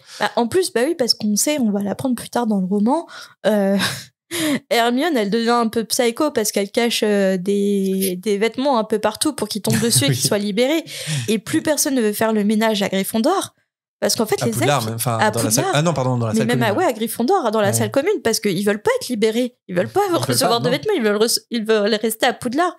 Et en fait, en plus, je trouve qu'elle réfléchit pas aux conséquences parce que Hermione, elle connaît bien Poudlard. Elle sait que Dumbledore, il permettrait pas le mauvais traitement des elfes de maison. Et justement, elle leur donne la liberté, sachant ce que Dobby vit. Quelle vie elle leur laisse après, si elle les prend pas en charge? Vous voyez ce que je veux dire? Oui. Elle les libère, et après quoi? Ils sont perdus, ils ont plus de maître. Mais maintenant que tu évoques ça, je pense que c'est peut-être encore un autre niveau d'aliénation. Non, je le dis mal. Aliénation. C'est très dur à dire. Des elfes, parce que je pense qu'ils sont terrifiés à l'idée de prendre un vêtement, mais si on adhère à ta théorie que Poudlard est un refuge, en fait, il n'y a aucun risque pour eux de prendre un vêtement. En fait, ils ne sont pas enfermés à Poudlard. Ils obéissent pas à un maître. Ils ont été accueillis. Ils ont le droit d'être là. Tu crois pas qu'il y a un truc magique un peu bizarre avec les vêtements et tout ça, non? Pour moi, ça serait... les empêche de retravailler pour... Du coup, ça serait un peu contre... ça serait à l'inverse de ce qu'on a dit du directeur qui voudrait qui les accueille et qui, en fait, ils sont libres de venir comme ils sont libres de partir. Du coup, pour moi, il n'y a plus du tout de question de vêtements. Oui, mais est-ce que c'est pas un truc magique qui il y est a un contrat magique. Ouais. Ah, mais tu vois bien, par exemple, Dobby... Il a été libéré. Pour le coup, il peut maintenant... il en abuse d'ailleurs. Il met tous les vêtements possibles et inimaginables. C'est vrai. Mais justement, est-ce qu'ils sont tellement matrixés qu'ils se disent je prends un vêtement, je peux plus travailler, il faut que je parte. Alors que Dobby, je suis à penser ça, moi. Ouais, c'est vrai, parce que Dobby, il prend des vêtements et c'est pas pour autant qu'il se dit je vais partir. Et pourtant, il travaille pour Poudlard. Et comme Winky. Mais Winky, jamais de la vie, apprendra une chaussette, je pense. Dit en hors contexte. Si vous tombez sur le podcast à ce moment-là, vous dites de quoi il parle, ces weirdos. Bienvenue. mais alors du coup, pour la majorité d'entre eux, ils sont pas payés. Donc t'as beau être dans un refuge, etc. Je trouve ça quand même. Parce qu'ils veulent pas. Je pense qu'ils veulent pas. Je pense que Dobby c'est le premier à demander en fait. Winky veut pas. Elle veut pas. Mais pas pourquoi elle veut pas? Parce qu'elle est matrixée par des années et des années d'esclavage d'elfes de maison, en fait. C'est pour ça le combat politique d'Hermione, c'est un combat de longue haleine qui va suivre après. C'est pour ça qu'on peut le comparer à d'autres combats dans la société. C'est intéressant parce que je pense que Hermione, elle fait ça pas très habilement, clairement. En effet, tu peux te poser la question du après, comment vont faire les elfes, etc. Mais en même temps, c'est la première, elle milite comme une fille de 14-15 ans, quoi. Moi, je trouve ça assez chouette au final. Même si ça marche pas, c'est la première à ne pas manger à cause de ça. C'est quand même assez courageux. Là, on retrouve la Gryffondor, moi, je trouve. Et puis, on peut pas lui enlever que ça va contre ses valeurs et elle accepte pas ça, en fait. C'est ça qui est beau chez Hermione, c'est qu'elle a des valeurs. Les elfes de maison, c'est de l'esclavage. Je ne veux pas participer à ça. Donc j'arrête de manger et le jour où je trouve une solution pour... après, ça soulage un peu sa conscience, mais elle pense faire le bien et du coup, là, ça la débloque. Et donc, vraiment, elle veut pas aller à l'encontre de ses valeurs et ça, c'est quand même quelque chose d'admirable. Rogue nargue Hermione au moment du dessert, mais il s'arrête quand elle lui lance un regard à la McGonagall. Je vois bien le genre de regard, genre... Arrête, me parle pas. À la fin du repas, tout le monde se tue au moment du traditionnel discours de Dumbledore, le vrai cette fois, pas juste le bon appétit. Le directeur commence par rappeler la liste des objets interdits de Rusard, 437 en tout, pour ceux qui seraient intéressés d'aller voir. Alors, il est dit dans le texte, à ce moment-là, que les coins de sa bouche tressaillent en disant ça, et là, je me suis dit, mais en fait, Dumbledore, il déteste Rusard, quoi. Je veux dire, c'est vraiment un truc physique. J'ai l'impression qu'il le déteste, quoi. C'est pas difficile de le détester. Hein. Ah ouais, mais c'est ce petit détail, ça sort un peu comme ça. Sa bouche tressaille. Ah, mais du coup, pourquoi? Enfin, je pense que oui, Dumbledore aime pas du tout les méthodes de Rusard, quoi. Ça c'est clair. Ouais. Mais c'est peut-être un peu comme Pif, tu te débarrasses pas de Rusard comme ça. En fait, il y a vraiment 2 personnes reloues. Non. Peut-être plus, mais oui, et puis en fait le fait qu'il puisse montrer un quelconque mécontentement aussi, je pense, parce qu'on voit pas souvent Dumbledore montrer une quelconque expression sur son visage. Il a l'air plus malicieux, mais il se laisse très peu dominer par et là ça arrive. Là ça arrive, on a un petit tressaillement. Après avoir rappelé que la forêt est interdite et que Préolard n'est accessible qu'à partir de la 3e année, Dumbledore lance un pavé dans la mare. Le tournoi de Quidditch est annulé cette année. Alors là, c'est le moment OMG pour Harry, Fred et George. Dumbledore n'a pas le temps d'expliquer. Heureusement qu'il n'y a pas du bois. Pourquoi? Ah oui. On n'annule pas le Quidditch. On n'annule pas le Quidditch. Il t'arrive quoi, Dumby? Dumbledore, il n'a pas le temps d'expliquer le pourquoi de cette annulation, que la porte de la grande salle s'ouvre soudainement sur le côté.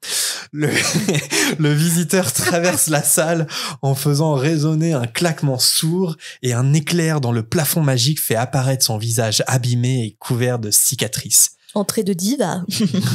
Il lui manque une partie de son nez et surtout, il porte un œil magique qui tourne dans tous les sens. Alors, il est dit à ce moment-là que c'était comme si son visage, je cite, avait été taillé dans un vieux morceau de bois usé par quelqu'un qui n'aurait eu qu'une très vague idée de la physionomie humaine et de l'art de la sculpture. Encore une fois, quelle description comme ça en quelques mots pour croquer le physique singulier de personnage de Maugrey Folleuil. Enfin, je trouve que c'est quelque chose qui m'a marqué, moi. Enfin, quand je relis le passage, je suis pas là en mode ah tiens, j'avais oublié. Non, j'ai ce truc de sculpteur qui saurait pas comment sculpter dans le bois et qui saurait pas à quoi ressemblent les êtres humains. C'est une image qui m'a marqué personnellement. Il fait un peu peur. Hein. Ouais.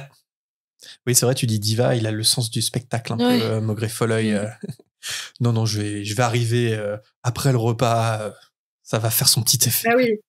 Mais alors, il y a quelques jours avant, il y a une interruption chez lui. Bon. 2, il arrive en retard. Il n'y a pas un moment où potentiellement on peut se poser des questions déjà à ce moment-là. Dumbledore ne se dit pas qu'il y a potentiellement un problème. Enfin, là, je trouve quand même qu'il y a un problème de sécurité à Poudlard. Donc, je dis ça. Ah bah il y en a un continu, mais je me suis même demandé, est-ce qu'il y a une explication sur le retard de Barty Croughton Jr. à ce moment-là? Je crois pas. Non. On sait pas pourquoi il est en retard, si ce n'est qu'il voulait vraiment être remarqué en mode diva, comme tu dis, Marina. Je sais pas. Je crois pas que ça soit expliqué. Il était en train de boire sa potion avant de... Ouais. Mais je pense qu'il avait moyen d'arriver à l'heure. Voilà. Après, c'est bien pour l'histoire aussi, quoi. C'est une entrée marquante, fracassante. L'homme salue Dumbledore, qui l'invite bientôt à s'asseoir à la table des profs. Alors que tous les élèves le regardent, il renifle une saucisse, il sort un couteau de sa poche et il commence à manger. Et là, Marina, je me suis dit que Folleuil, il est aussi suspicieux que Weasley quand on lui donne à manger, tu vois. Il est là, Weasley, notre chat, il est là, il sent... Ouais, ok, ouais, c'est pas du poison, ok, j'y vais. Weasley est un peu comme ça à la maison. Lorsque Dumbledore présente à tout le monde Maugrey comme leur nouveau professeur de défense contre les forces du mal, personne n'applaudit comme c'est pourtant l'habitude. Seuls les applaudissements du directeur et de Hagrid résonnent dans la grande salle. Là, je trouve ça bizarre quand même que d'autres profs applaudissent pas, quoi. Genre McGonagall, parce qu'elle connaît bien Maugrey, par exemple, avec l'Ordre du Phénix. Ou pourquoi elle applaudit pas Ça m'étonnerait pas qu'elle l'aime pas. Ouais, elle le connaît, mais est-ce qu'elle l'aime bien, ouais. Ouais. Je pense qu'il y a ce truc un peu comme Sirius Black et Molly, tu vois. ils s'aiment pas tous les deux parce que Sirius il prend trop de risques, il fait pas attention, etc. Bah, je vois un peu la même chose entre McGonagall et Mowbray. Ouais, ça se tient. Ou elle cautionne pas en tout cas le choix de Dumbledore d'en avoir fait un professeur de défense contre les forces du mal, quoi. Ouais, intéressant. Pourtant, il est qualifié. Enfin, c'est un aurore, il connaît bien les défenses contre les forces du mal. En vrai, c'est plutôt un bon choix comparé à Lockhart, quoi. Enfin, Puis c'est vrai, il va y avoir une scène de confrontation, la fameuse scène du furet où McGonagall va reprendre Maugrey Folleuil. Je pense qu'elle aime pas, effectivement, alors même si, encore une fois, on parle d'un mange-mort, mais un mange-mort qui va copier à la perfection Maugrey Folleuil. Que, justement, il est qualifié, mais avec tout ce qu'il a vécu, est-ce que psychologiquement, il est apte à s'occuper de l'éducation de jeunes enfants, en fait? Bah, c'est avec toutes les horreurs qu'il a encore moins vues. quand c'est un mange-mort. Bah, c'est ça. C'est déjà de base pas ouf, mais... ouais, c'est ça, je pense qu'elle cautionne pas. Harry fait tout de suite le lien avec le sorcier qui est venu aider le père de Ron le matin même. Hermione, elle, se demande bien ce qui est arrivé à son visage, à Maugrey. Mais le professeur, lui, ne se soucie pas du tout de cet accueil assez bizarre, assez cringe, et il préfère boire sa flasque plutôt que de se servir du jus de citrouille. Harry aperçoit alors sa jambe dotée de griffes. Sa jambe de bois, d'ailleurs. Dumbledore reprend ce qu'il était en train de dire en annonçant donc que Poudlard va accueillir un événement qui n'a plus été organisé depuis un siècle. Enfin, on va le savoir, le tournoi des 3 sorciers. Alors très vite, l'atmosphère tendue se transforme en une excitation électrique dans toute la grande salle. Quand Fred demande si c'est une blague, Dumbledore répond que non, c'est pas une blague, et il commence même à raconter une réelle blague avec un troll, une harpie et un farfadet dans un bar avant d'être coupé par McGonagall. Voilà, c'est une scène qui est inimaginable dans le film tellement que le Dumbledore, que ça soit celui-là de Richard Harris, même un peu moins, mais surtout celui-là de Michael Gambon est très différent de Dumbledore du livre. Mais là, le Dumbledore du livre, oui, c'est un personnage qui est en plein discours comme ça, peut se faire alpaguer comme ça et raconter une blague. D'ailleurs, je crois qu'on a tous envie d'écouter la suite de la blague. Je sais pas, moi. C'est Peeves qui la raconte. Ça vient de Peeves. Un troll, une harpie et un farfadet dans un bar. Imaginez la suite. Ah, mais il n'y a pas une blague comme ça. C'est un... Non, je crois qu'elle est très mauvais goût, en fait. On va demander à Bigard. C'est quoi la suite de la blague? C'est un aveugle qui rentre dans un café, puis dans une chaise, puis dans un... C'est pas drôle. Vous connaissez ça? Non, mais si tu veux, on peut y consacrer un after sur Mathilde. Dumbledore reprend et il explique que le tournoi des 3 sorciers est un événement qui date d'environ 700 ans et qui réunit les 3 plus grandes écoles européennes, Poudlard, Beauxbaton et Durmstrang. Et là, comme par magie, petit effet d'annonce, comme on a déjà évoqué dans cet épisode, le lecteur, il connaît déjà les 2 écoles étrangères parce que ça nous a été introduit avant. Donc pas besoin de décrire plus. C'est magique, c'est la littérature.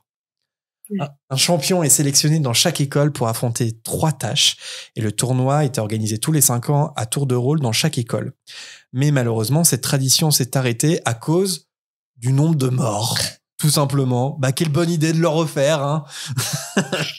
En fait, le département de la coopération magique internationale, donc Groupton Senior, qui nous a été introduit avant dans l'histoire, et le département des jeux et sports magiques, donc Ludo Verpé, qui nous a été introduit aussi.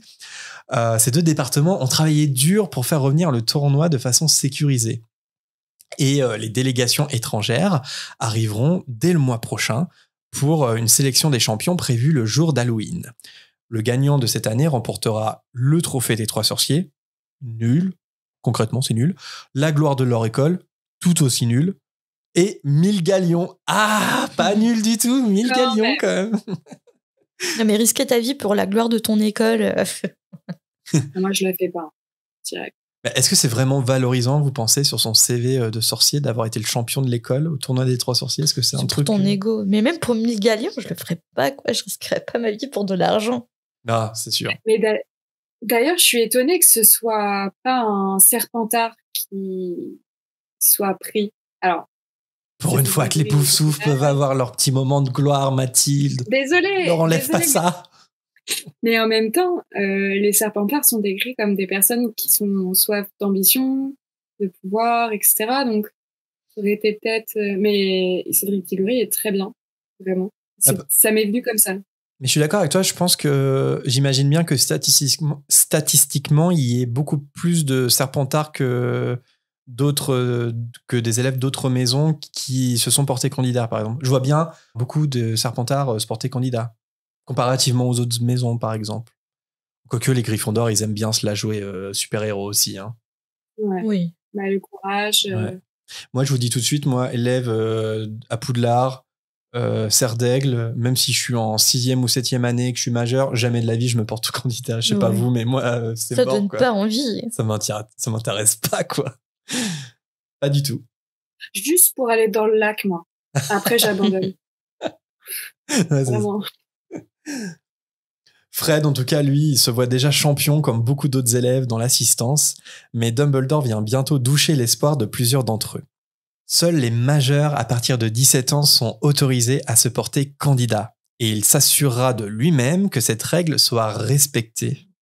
Dans le film, c'est assez fidèle ce petit moment avec les jumeaux qui crient d'indignation, qui sont là, rubbish.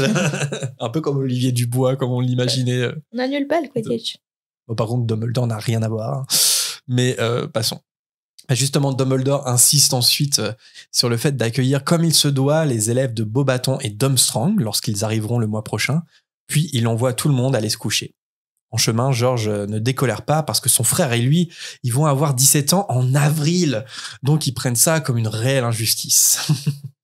Là, il est dit dans le texte que les principales motivations des jumeaux, c'est de faire, je cite, plein de choses qui sont interdites et les 1000 galions à gagner aussi.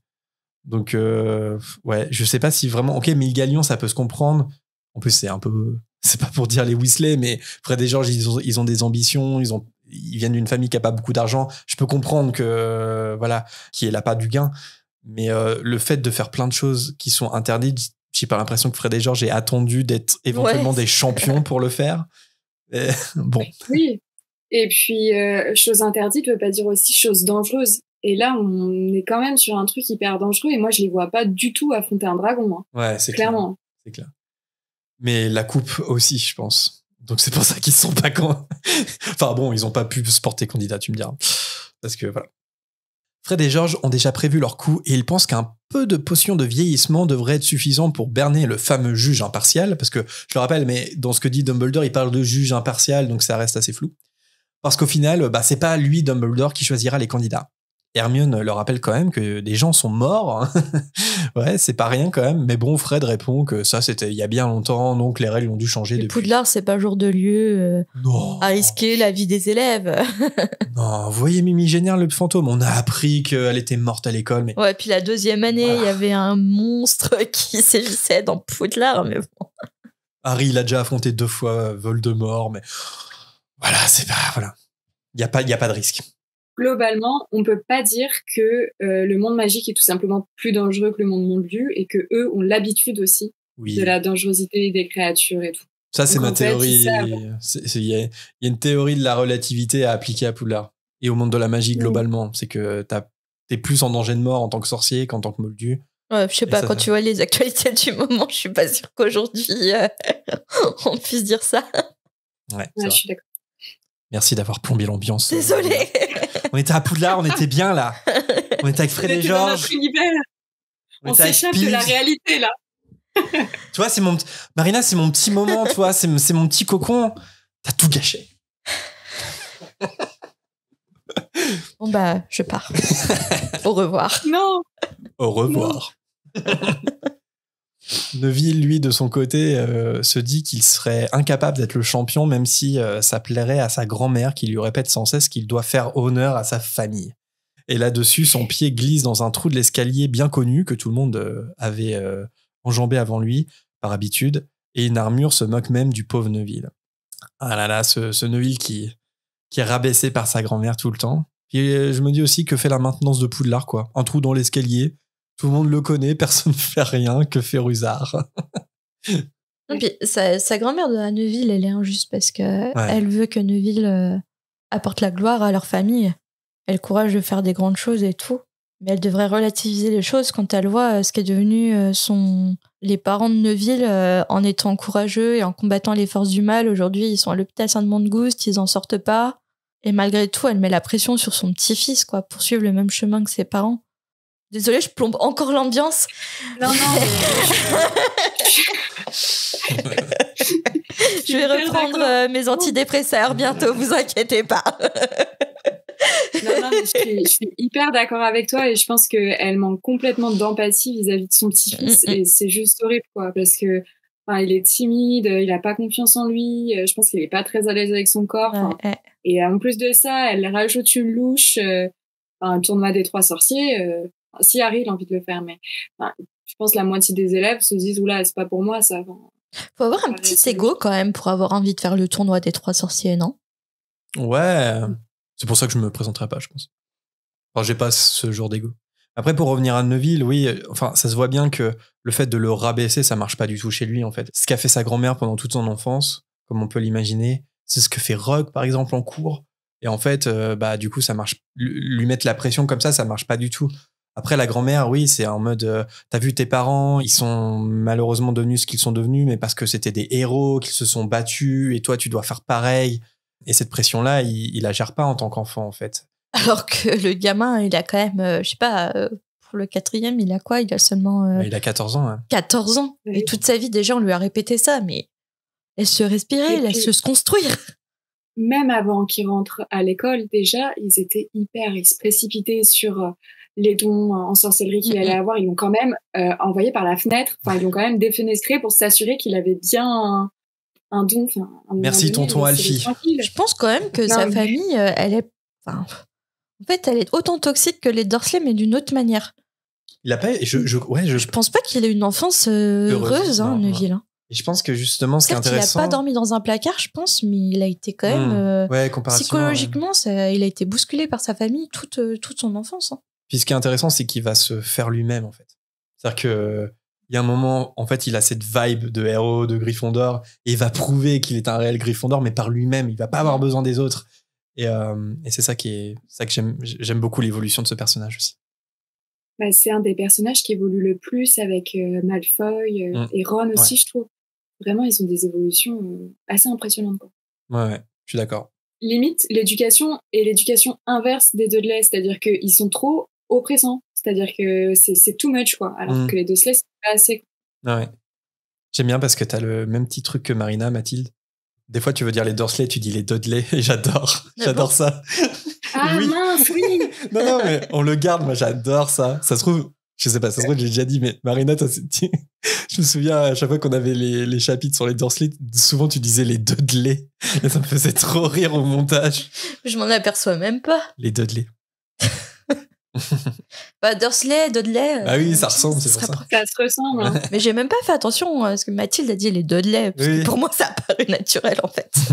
Bah oui. Ouais, les Dudley, quand même. On se comprend. Arrivé au portrait de la grosse dame, George donne le mot de passe, Faribole, puis ils entrent dans leur salle commune où un feu crépite déjà. Hermione, elle marmonne que c'est de l'esclavage avant de filer se coucher. Harry, Ron et Neville rejoignent leur dortoir habituel où Dean et Simus se trouvent déjà. Ron trouve ridicule la fiche de foot moldu que Dean a collée à côté de son poster de Victor Crumb parce que, évidemment, les joueurs sont complètement immobiles dessus. C'est avec ce genre de petits détails qu'on voit bien la différence entre les sorciers nés dans le monde de la magie et ceux qui sont nés dans le monde moldu. J'aime bien ce genre de petits détails, mais c'est pour ton poster. Je peux dire qu'Hermione, quand même, c'est pas qu'elle abuse, mais en même temps, elle croit quoi? Elle croit que c'est normal parce que même si c'était des sorciers ou des sorcières qui faisaient son lit tous les jours, ok, les femmes ou les hommes de ménage sont pas des esclaves, ils sont payés, etc. Mais tu trouves ça normal, Hermione, que quelqu'un fasse ton lit tous les jours? Tu peux pas le faire ton lit toi-même? Enfin, tu t'offusquais pas de ça avant? Bon, déjà, première chose, Marina, je t'en... Non, mais c'est vrai. Peut-être bipé. Non, mais c'est vrai. Genre, ça veut dire que, ils rangent pas leurs vêtements, ils font pas leur lit, tout leur est servi sur un plateau, tu vois. Genre, c'est l'internat de rêve, quand même. Ouais, je pense qu'elle prend la mouche sur le fait que les elfes de maison sont pas payés, ont aucun droit. Oui, et tout ça, ouais. Oui, mais déjà, ils sont hyper privilégiés, quand même. Oui, c'est vrai. Parce qu'ils sont dans un espace où tout leur est servi sur un plateau. Ils font pas la nourriture, ils font pas le ménage, ils font même pas leur lit. Enfin, c'est la grande vie quand même à Poudlard. Bon, à part les risques de mort, mais bon. Mais c'est quand même la grande vie Poudlard. Moi, je voulais être dans cet internat, moi. Ah bah clairement. Après, faut pas oublier, elle est jeune, elle a 14 ans. Je pense qu'elle se rend pas compte, mais après, le côté reconnaissance et tout, je pense qu'elle s'est pas dit il y avait quelqu'un derrière, quoi. C'est bah ouais, c'est ça. Bah, je pense qu'il y a deux trucs. Je pense qu'il y a son âge. Il y a le fait aussi que Hermione, c'est quelqu'un d'impulsif. Dès s'il y a un truc qui l'énerve, qu'elle trouve injuste, ah tiens, ça me fait penser à quelqu'un. Elle va se battre pour la cause.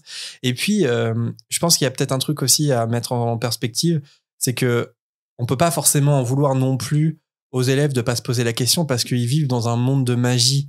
Donc en fait, peut-être que naïvement, Hermione, elle a pu penser que, enfin, je sais pas, leur lit était fait par magie, que le feu, il était ranimé par magie. Tu vois ce que je veux dire? C'est pas non plus impossible de penser ça, quoi. Et en fait, je pense qu'elle a la désillusion d'apprendre qu'en fait, c'est des elfes de maison, des esclaves qui font ça, en fait, et pas la magie ou pas d'autres sorciers. Voilà. Mais je vois ce que tu veux dire. Son âge l'excuse aussi de son innocence vis-à-vis de ça. Ouais, elle est quand même très mature sur ces points-là, normalement. T'as voulu clasher Hermione? T'as clashé Hermione? Non, mais voilà, ça montre aussi à quel point les élèves sont dans une ambiance assez... dans un environnement assez cosy, finalement. Un peu le rêve pour les ados, quand même. Pas ranger leur chambre du tout. Bah justement, là, les garçons, on les retrouve dans leur dortoir et ils se couchent dans leur lit tiède et confortable qui ont été faits, leurs affaires ont été montées. T'as même pas besoin de sortir tes valises du Poudlard Express, hein, on le rappelle, la magie formidable. Dans l'obscurité, Ron dit à Harry qu'il aimerait bien être candidat quand même. Ça le trottine un peu dans sa tête. Harry ça le trottine dans sa tête. Oui, ça le trottine dans sa tête. Ouais. C'est pas dans le Larousse, mais je me comprends. Imagine en train de trottiner, tu vois, sur un petit cheval. Ça le trotte, c'est ça qu'on dit. Une idée lui trotte dans la tête. Si ça lui trotte dans la tête, ça peut pas lui trottiner dans la tête. Trottinette. Je suis en forme ce soir. Harry, de son côté, il préfère rester silencieux, mais il s'imagine être lui aussi le champion triomphant de Poudlard avec une Cho admiratrice auprès de lui. Oh, Harry, t'es vraiment mon héros.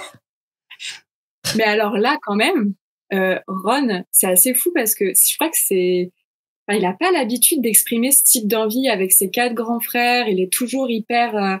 Enfin, il est pas très confiant, quoi.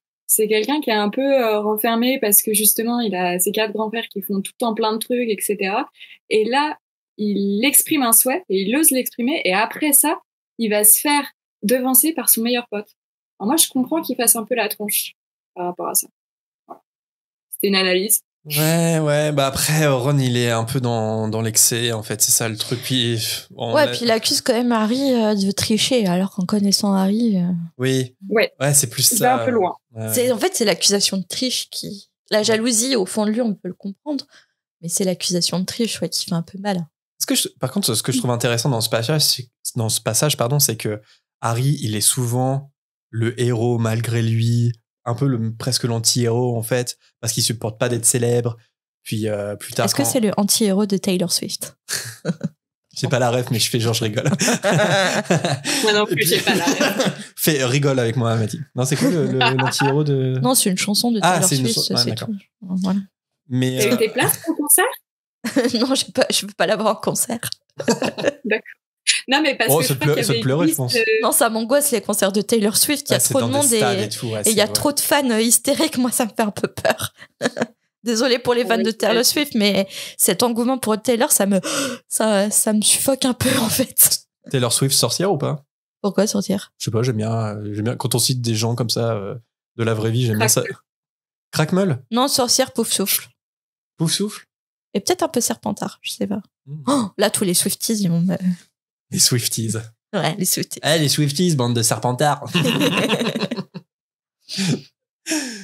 Ah oui, alors ce que je disais, pardon, c'est que c'est que Harry, il est un peu le héros malgré lui. Oui, ce que je voulais dire, c'est que plus tard dans l'histoire, il supportera jamais que des gens meurent au combat parce qu'il se sent responsable. C'est comme si les gens mourraient à cause de lui, alors que non, c'est une cause qui le dépasse et tout. Enfin, il a cette vibe un peu d'anti-héros, de héros malgré lui, Harry.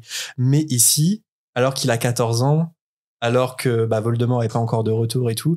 Ça l'empêche pas non plus d'avoir des fantasmes d'ado comme tout le monde, de se rêver un peu héros en fait. Mais et en fait quelque part je trouve ça touchant, tu vois, cette espèce de fantasme un peu naïf de vouloir un peu être admiré par toute l'école et d'être admiré par Cho, tu vois. Il a quand même ses rêves d'ado, tu vois. Ça, malgré tout ce qui l'entoure. Ouais, mais alors moi aussi typiquement, je peux avoir des rêves comme ça en mode je m'imagine devant une grande scène en train de chanter alors que je serais incapable de le faire et avec un admirateur. Et en fait, est-ce qu'il fait pas cette scène-là juste pour Cho? Oui, je pense. Je pense parce qu'en vrai, il a pas envie forcément d'attirer le regard. Il aime pas ça. Mais oui, peut-être que Cho, il l'a vu au festin. Peut-être que il y a un truc. Je pense que c'est la motivation première, ouais. Les hormones. S'il pouvait éviter ça. Ça l'empêche pas d'avoir des hormones. Voilà. Perdu dans ses pensées, avant que le sommeil le rattrape, Harry se dit que pour une fois, il est content que Ron ne puisse pas voir ce que lui-même s'imagine en ce moment. Et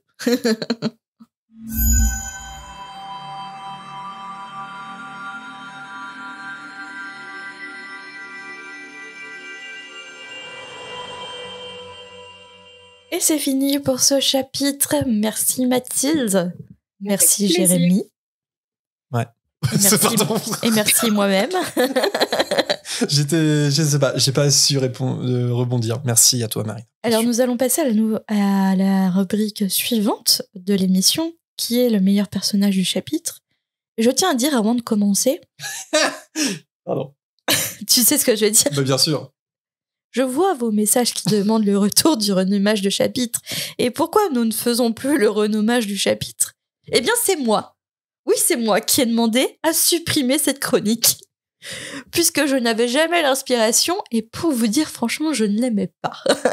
Donc, j'ai réussi à convaincre Jérémy de supprimer cette chronique. Donc, vous pouvez me fustiger, mais vous n'avez plus besoin d'envoyer ce genre de message puisque je vous donne la réponse. C'est moi qui suis la source de cette suppression de chronique. On a reçu quelques beuglantes, ouais. Donc voilà, les beuglantes peuvent m'être adressées directement. Je suis prête. Mais en tout cas, il reste la chronique du meilleur personnage du chapitre et moi je trouve pas mal. Mathilde, est-ce que tu as un personnage préféré? Quoi? Tu l'as appelé fort, j'ai l'impression que tu l'as disputé un peu. Mathilde, tu crois que ton lit il est fait tous les soirs comme ça, comme par magie? Mais non, t'as un elfe de maison chez toi qui le fait. J'espère que t'as fait tes devoirs. C'est qui ton personnage préféré? Le pire, c'est que j'ai peur que tu me disputes, en fait, parce que je vais dire que mon personnage préféré, c'est Hermione. Bah oui, s'il te plaît. Je me protège. Ah ouais, Hermione. Comme c'est original. Pas trop, mais attends, j'en ai deux. Donc c'est Hermione. C'est Hermione parce que j'aime bien son côté militante. Elle me fait plaisir. Voilà. J'aurais aimé être comme ça étant jeune. Et que je l'admirais comme pas possible. Donc j'aime bien, même si en effet, franchement, honnêtement, je partage une partie de ton analyse. Enfin, je dis ça pour pas que tu me disputes. mais oui, franchement, je la trouve hyper touchante, même si je trouve qu'elle en fait des caisses. En même temps, elle est jeune, donc on peut l'excuser par rapport à ça. Et sinon, moi, franchement, Peeves, il me fait trop rire. Vraiment. Désolée. Voilà, c'est les deux personnages que je choisis. Non, mais pour Hermione, je suis d'accord. Hein, sa cause est totalement juste. Hein. Après, je dis ça parce que, voilà. Mais au niveau de son absence de raisonnement pour son lit fait, etc. Mais oui, la cause d'Hermione, elle est totalement juste et j'adore son côté militant aussi. C'est dans ces moments-là, je pense que à la lecture, il pouvait y avoir une vraie identification avec ce personnage, peut-être encore plus même chez les lectrices, les jeunes lectrices, qui, voilà, on l'admire, tu vois, dans ces moments-là, Hermione, et je pense que ça a été une source d'inspiration aussi pour beaucoup de lecteurs et lectrices, sans doute. Et toi, Jérémy, quel est ton personnage préféré? Moi, j'ai pas choisi Hermione, mais j'aurais pu, mais j'ai choisi Maugrey / Barty, quand même, pour son sens du spectacle, dans l'arrivée qu'il nous fait à la grande salle, pardon. Grande salle, oui. Ouais, la grande salle. Je voulais dire la grande scène, mais c'est un lapsus, tu vois, parce que c'est comme s'il il rentrait sur une grande scène avec, voilà, il est éclairé par les éclairs. Par l'avant ou à l'arrière? Sur le côté. J'en réfère à mon petit dessin que je ferai après. J'espère que tu vas le mettre sur les réseaux, ton dessin. Parce que... Je le mettrai sur Patreon comme pour donner aux gens la motivation de rejoindre Ils vont être Patreon. contents de nous soutenir sur Patreon pour avoir ton dessin. Surtout si vous connaissez mes talents de dessinateur. Voilà. Ah ouais, non, mais il faut que tu le fasses dans la publication de l'after show. Il faut que tu mettes Oui. le dessin. Ouais, voilà, dans l'after show, ouais, il y aura, je vous assure, pour les Patreons, il y aura un dessin, un croquis de moi-même. De toi-même, tu vas. Non, un croquis fait par moi-même. Non, non, non. Autoportrait. Je ferai une peinture de moi-même, un autoportrait, tout à fait. Non, le croquis de la grande salle. Et toi, Marina, si tu devais retenir un personnage? En fait, c'est des personnages qui m'ont fait rire. En fait, c'est des scènes, par exemple, la scène avec McGonagall qui m'a fait rire parce que j'imagine arriver toute droite, sortir et glisser sur le. En fait, c'est cartoonesque, comme t'aimes bien le dire et tout, se rattraper Hermione. Et on voit quelques instants McGonagall Il y a des mots, on n'arrive pas à les dire ce soir, c'est terrible.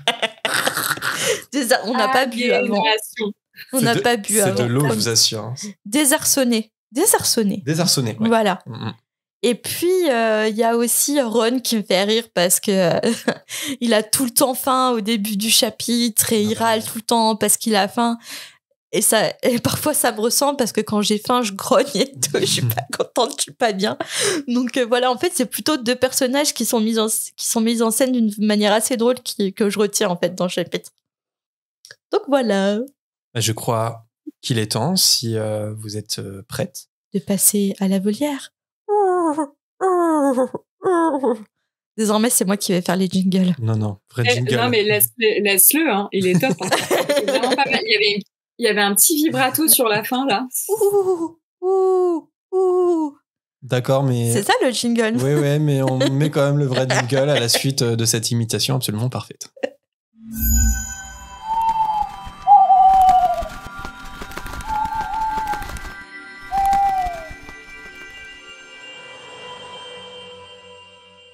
Et nous passons au hibou sonore de Clara.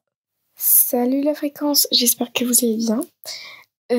Déjà, je voulais juste vous dire que votre podcast est vraiment génial. J'écoute à chaque fois dès qu'il sort. Donc j'avais une petite question. Est-ce que vous pensez qu'il y a des couples, par exemple, moi je me suis toujours imaginé des couples de professeurs dans Poudlard. Donc voilà, si vous avez des théories, dites-le moi. Gros bisous. Merci Clara pour ton hibou. Alors ton hibou m'a ramené aux tout premiers épisodes de la fréquence, quand je disais que dans ma tête, dans mes premières lectures, je pensais que McGonagall était amoureuse de Dumbledore. Et je me rappelle de ce moment-là. Pourtant, je me rappelle de pas beaucoup de choses, des épisodes et tout. Mais Jérémy, t'avais été trop choqué d'apprendre ce... Ouais, en fait, dans mes toutes premières lectures, maintenant un peu moins parce que Jérémy m'a détruit cette théorie, mais...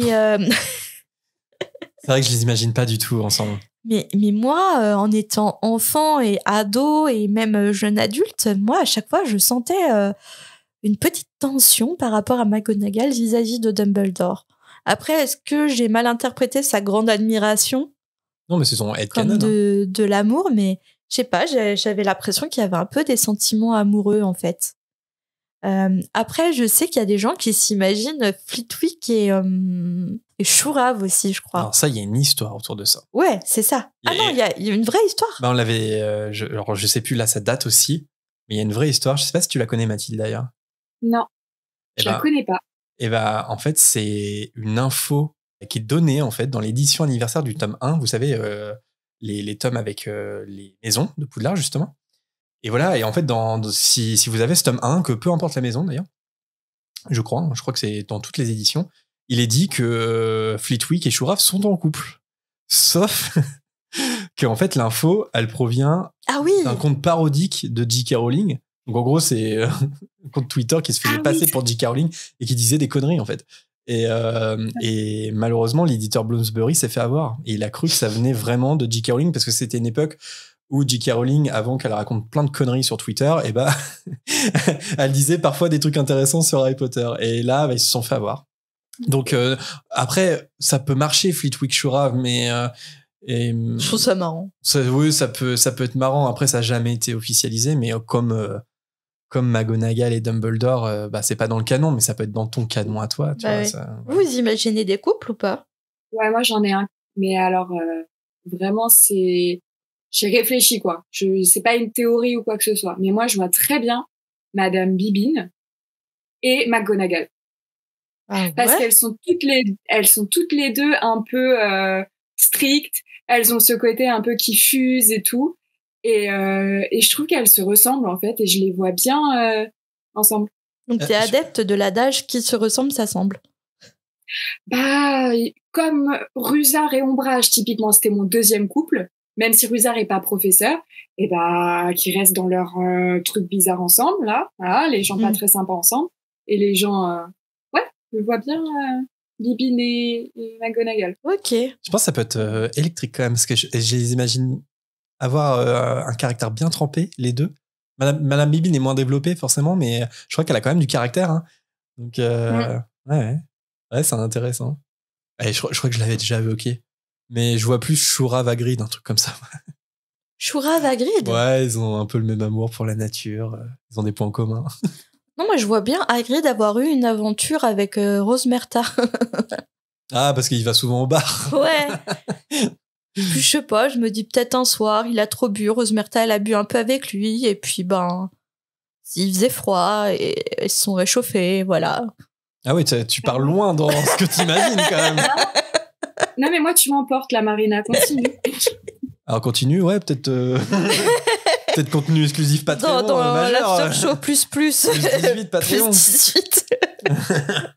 Non, mais alors, je me suis fait une réflexion, je sais pas si vous allez être d'accord, mais globalement, je trouve qu'il vaudrait mieux pour leur vie sociale, aux profs, d'avoir une compagne ou un compagnon à l'extérieur de l'école. Ouais, mais c'est dur parce que si leurs compagnons n'ont pas le droit, compagnes et compagnons n'ont pas le droit de vivre à l'intérieur de l'école, ils les voient jamais, à part pendant les vacances. Ah, mais il y a un côté très enfantin chez les profs dans Poudlard. Ça, c'est un truc pareil qu'on avait déjà évoqué. Et c'est surtout le cas dans les premiers tomes, même si en fait le statut des profs continue d'être le même dans les prochains. C'est-à-dire que les profs, en fait, ils vivent dans l'école. Et les profs de Poudlard, ils n'ont pas de vie en dehors de leur statut de prof, en fait. C'est ce qu'on imaginait quand on était plus jeune. Quand on était au collège, assez jeune, c'était dur d'imaginer notre prof avoir une autre vie. Tu vois, voilà. Ouais. Alors qu'aujourd'hui, on a des amis profs et on voit qu'ils s'amusent très bien dans le... Ah oui, ils ont notre vie. En fait, ils ont une vie sociale. Imagine si ça se passe mal. Enfin, parce que c'est bien beau, là, on s'imagine, des couples et tout, mais imagine, t'as une grosse peine de cœur, et en plus, cette personne, tu la vois tous les jours. L'enfer. Ah, c'est comme un collègue ou une collègue, quoi. C'est pareil, quoi. Ouais. C'est pas recommandé, quoi. Après, c'est ça, c'est que on a du background sur les personnages profs, mais qui sont pas dans les livres, en fait. C'est-à-dire que on avait raconté toute l'histoire de McGonagall que J.K. Rowling avait écrit sur Pottermore à l'époque. On en sait plus sur Dumbledore aussi. Ça a été un peu développé dans les Animaux Fantastiques et tout, mais c'est des choses qu'on savait après coup qu'il était gay, etc. Et que Grindelwald y avait certainement eu quelque chose. Voilà, on a quelques brides d'informations. Et puis évidemment, Severus Rogue, là pour le coup, c'est développé dans le livre, même si en fait c'est une non-histoire parce que il a juste été obsédé par une fille. Il s'en est jamais remis, le pauvre. Désolé pour les admirateurs de Rogue, mais en vrai, c'est ça. Donc, en fait, les profs sont pas développés comme personnages. On les imagine pas avoir des vies amoureuses. C'est ça, le truc. Sauf Rogue, encore une fois.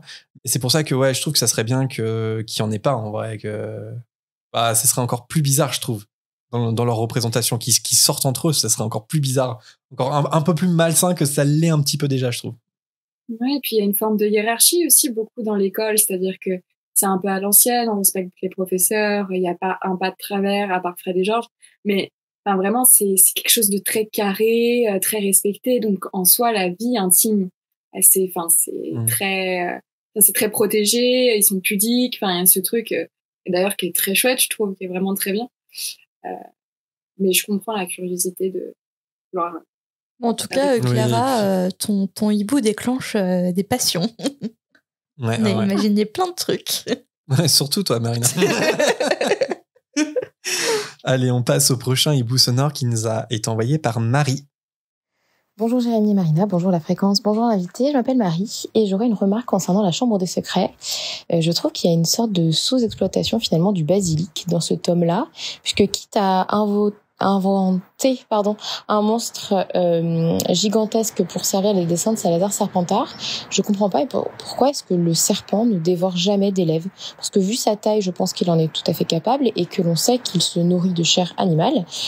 Finalement je me dis que ça aurait pu être logique que d'accord il tue d'un simple regard mais qu'il finisse par faire une pierre de coups et dévore les élèves. Bon, ça n'est jamais arrivé, on est bien d'accord que sinon les livres auraient été un peu plus horrifiques et les films beaucoup plus sanglants. Mais voilà, je me suis fait cette réflexion, d'autant plus que Harry l'entend appeler pour du sang. Enfin, bon, ça me semblait pas logique du coup.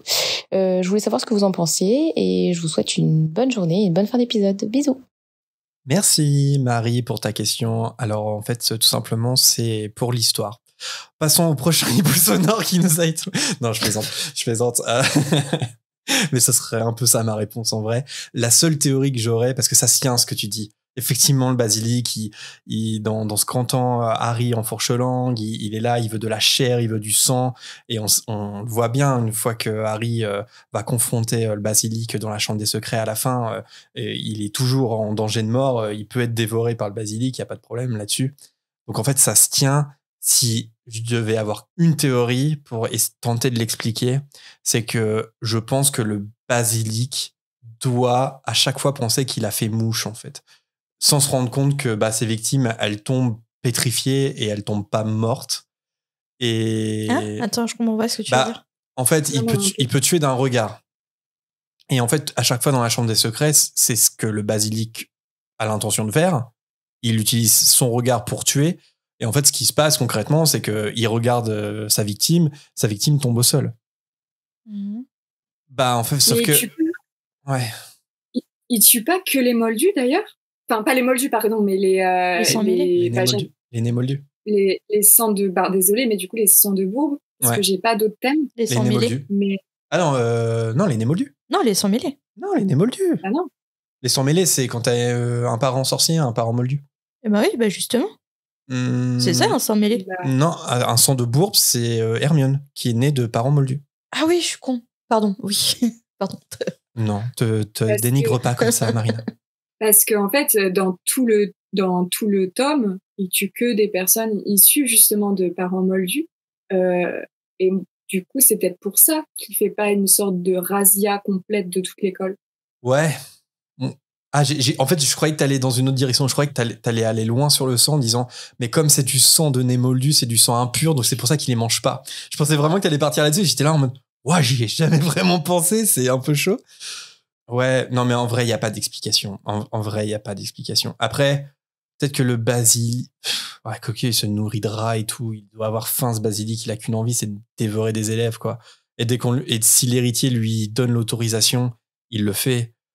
Après, on pourrait dire ça, peut-être que Ginny, par la manipulation de Tom Jedusor, Ginny lui demande de tuer par le regard, peut-être. Et donc, du coup, il ne fait qu'obéir aux ordres.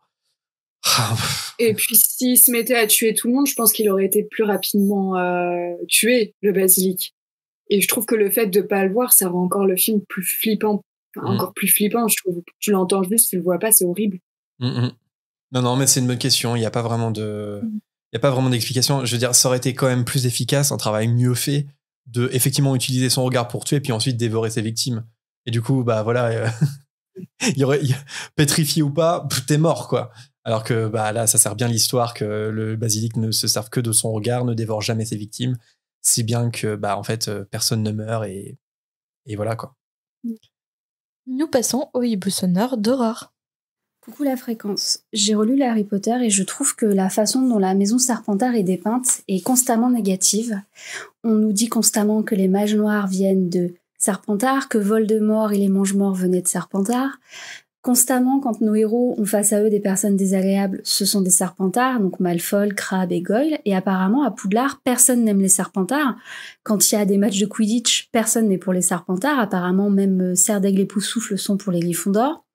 Pendant la répartition du tome 4, il y a un enfant qui est envoyé à Serpentard, il est sifflé par les jumeaux Weasley. Et le pire, je trouve, c'est dans le tome 7, lors de la grande bataille de Poudlard, on décide carrément que aucun des Serpentards n'est digne de confiance.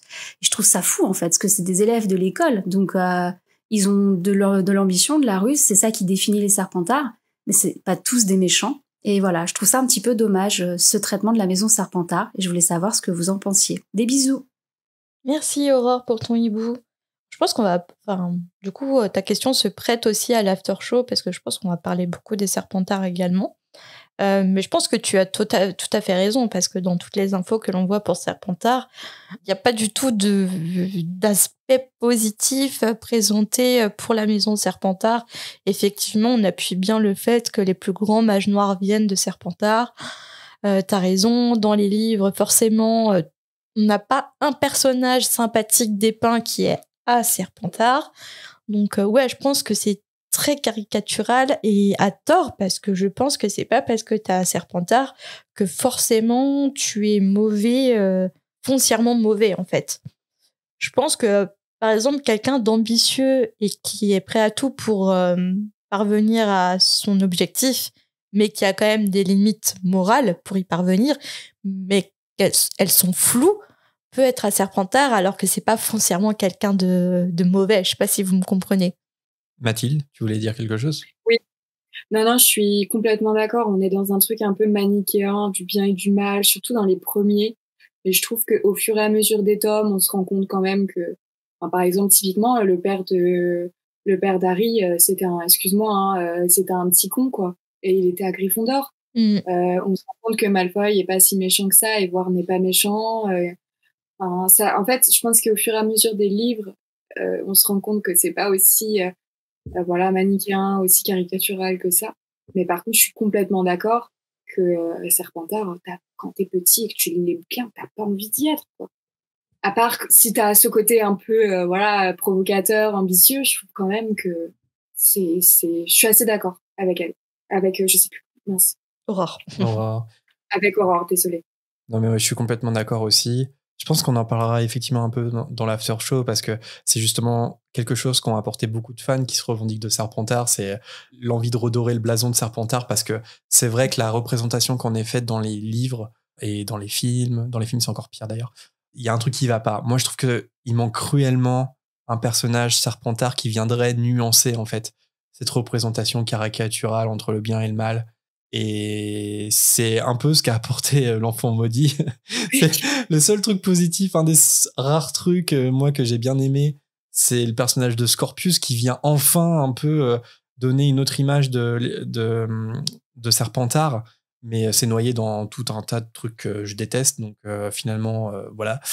Et dans le film c'est encore pire, ouais, parce que par exemple Aurore, tu fais mention de la bataille finale, et dans le livre ça se passe pas tout à fait pareil, mais finalement, le résultat est un peu le même parce que dans le livre, les élèves majeurs, ils ont le choix de rester, donc tous, même les élèves de Serpentard, et en fait, il est dit qu'il n'y en a pas un qui reste. Et ça, c'est pas normal. Je crois pas que toute la maison Serpentard ne se batte pas. C'est la seule maison où il y a aucun majeur qui reste, et ça, j'aime pas. Je le dis, j'aime pas. Et dans le film, c'est encore pire parce que McGonagall, elle enferme tout le monde dans les cachots, ça n'a aucun sens. Elle enferme les Serpentards dans les cachots. Elle est en roue libre. Hein. Elle est en roue libre totale. Ça n'a pas de sens. Mais même dans le livre, j'aime pas, même si c'est plus nuancé, j'aime pas le fait que personne de Serpentard reste parce que, effectivement, les Serpentards, ils sont pas comme ça. Et finalement, ça vient en contre-indication avec les valeurs de tolérance de Poudlard. C'est finalement, on n'a pas d'ouverture d'esprit vis-à-vis des Serpentards qui font partie intégrante de l'école, quand même, qui participent à la vie de l'école.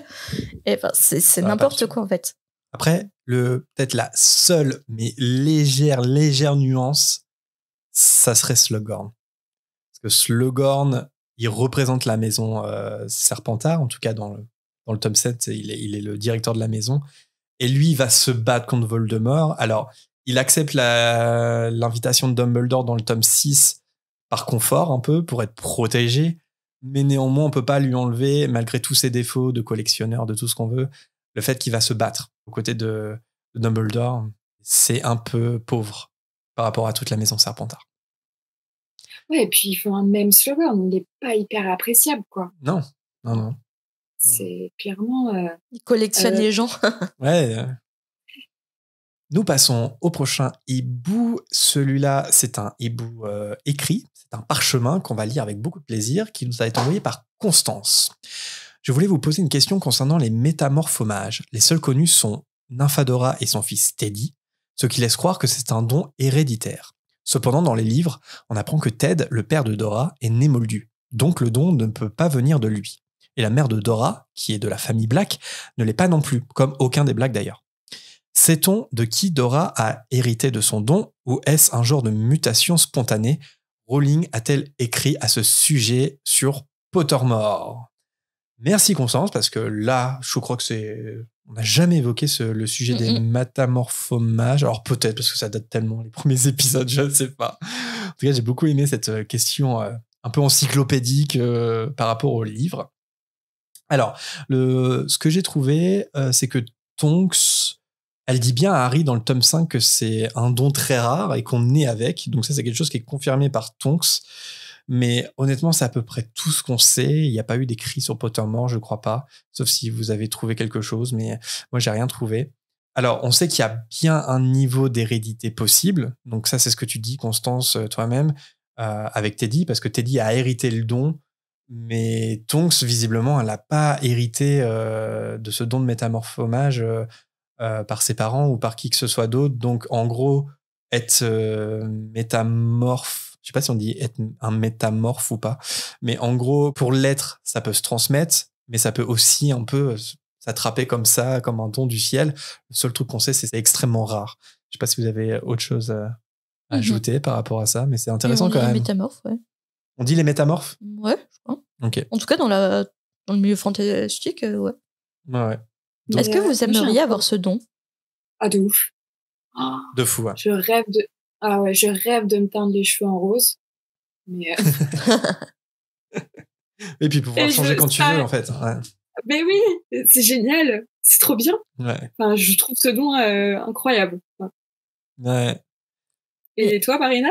Mais après, est-ce que, ce que je sais plus, c'est dans les livres aussi, on a l'impression qu'elle contrôle pas tout le temps ce don, que ce don, il est quand même soumis à ses émotions. Ouais.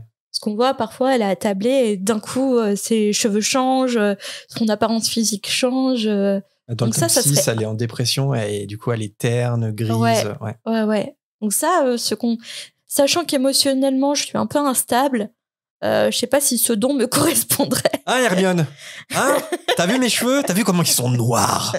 Comme ton âme. Mais en même temps, est-ce que, par exemple, quand on est triste, etc. Bon, là, j'extrapole le truc, hein. Mais ça, nous aussi, en tant que moldus, on peut avoir des répercussions physiques aussi, alors qui sont bien évidemment moins importantes que ça, mais quand on est stressé ou quand on a des périodes très très difficiles, on perd ses cheveux, bon, ça n'a rien à voir. Et on a aussi un peu ce côté démonstratif physique qu'elle a aussi, elle. Je suis en train de me perdre. Mais après, on a des artifices en tant que moldu pour... Or qu'elle, du coup, ça change, bling, bling, bling, comme ça. Tu vois, elle contrôle pas. Ouais, qu'est-ce qu'il y a? Pourquoi tu me regardes comme ça? Je sais pas, aucun commentaire sur le fait que je veux être un métamorphe et par rapport à mes cheveux, non? Ah bah on non, passe à la suite. Bah, c'est toi qui te... J'y avais pas du tout pensé. Non, moi, j'y ai bien pensé. C'est toi qui fais une fixation sur ta calvitie. Mais je veux dire, ouais, ça, en tant que mec, il y a métamorphomage, plus de calvitie, les gars. Hein, pas besoin d'aller en Tunisie, faire pas des besoin d'aller en faire en Tunisie. Être sorcier, c'est formidable quand même. Ah, d'ailleurs, pour info, le Patreon va servir à la grève de cheveux de Jérém. Non, je plaisante. Accomplissez le rêve de métamorphe de Jérémy. Objectif Tunisie. C'est grave. Mais ouais, moi, je reviens juste sur la question de Constance par rapport au talent ou au don. Moi, je n'ai pas l'impression que ce soit un don, en fait. Parce qu'un don, même si tu as des prédispositions de base, par exemple, je sais pas, pour être danseur, pour être pianiste, tu as des longues jambes, ça peut aider, des doigts fins, mais tu le travailles. Et même des personnes qui n'ont pas ces prédispositions peuvent réussir sans problème. Là, tu pars quand même tu peux pas sans prédisposition de base. Et c'est pour ça que du coup, selon une logique, c'est comme des sorciers qui vont faire un enfant sorcier ou craque-molle. T'as la même chance. Je sais pas si tu comprends, si vous comprenez ce que je veux dire, mais tu peux, en tant que sorcier, faire un métamorphe. 2 sorciers qui font un métamorphe, comme 2 sorciers qui font un moldu. Enfin, si tu veux, ça peut tomber. Enfin, non, laisse tomber. Je crois. Non, je crois que t'as perdu Marina, mais moi, je crois avoir compris. C'est-à-dire que c'est pas, comment dire, un don, en fait, entre guillemets, ça s'acquiert. En fait, c'est pas parce que t'as des longs doigts que tu vas devenir un super violoniste. Mais comme t'en as, ça peut t'aider à devenir un super violoniste. Et être un super violoniste, c'est ton don. Oui, mais du coup. Et en fait, un don, ça s'apprend. C'est ça que tu veux dire, en fait. Et du coup, quelle est la relation avec les métamorphes? Et ben justement, pour moi, c'est pas un don, c'est une particularité. C'est une caractéristique. Oui, je vois ce que tu veux dire. La nuance. Comme être sorcier, comme être craquemolle, comme être sans mêlée, si tu veux, t'as autant de chances. Enfin, du coup, c'est rare, c'est une particularité rare, mais qui peut arriver entre 2 parents sorciers qui font un enfant sorcier avec cette particularité. Enfin, tu vois, okay. Pour moi, il y a une forte hérédité, mais il peut sans hérédité. Enfin, du coup. Ok, je comprends. Enfin, tu vois, genre, je suis métamorphe. C'est pas un don en soi, mais c'est une caractéristique de moi. Par contre, c'est un don si, grâce à ma grande chevelure, j'arrive à séduire. Je sais pas, non. Voilà. C'est ça. Mais c'est un peu l'image, oui. Je synthétise. Pardon. Don de séducteur. Bien connu. Sur ce, nous passons au dernier hibou qui est écrit par Amy. Est-ce que cela n'aurait-il pas été mieux, de la part de J.K. Rowling, d'écrire l'enfant maudit sur l'enfance de Ted Lupin? Pour ma part, je pense que cela aurait été plus intéressant vu que c'est un métamorphomage, donc on retrouve sujet, et qu'il est orphelin. Savoir comment s'est passée son enfance aurait été divertissant et avec un scénario à la J.K. Rowling qui aurait pu être une masterclass. Je suis totalement d'accord avec toi. Alors parce que l'enfant maudit, je crois que c'est pas un secret, avec Jérémy, on l'a pas du tout aimé, l'histoire, on l'a pas du tout aimé. Même les personnages, franchement, enfin, je me suis accrochée à personne. Et Ted Lupin, ça aurait été super intéressant. Mais moi, ça va plus loin que ça. Hein. Moi, j'étais persuadé que ça allait être une histoire sur Teddy. Parce que Par rapport à l'enfant maudit. Ah oui. J'espérais en tout cas. Je fais, waouh, ça va être trop bien.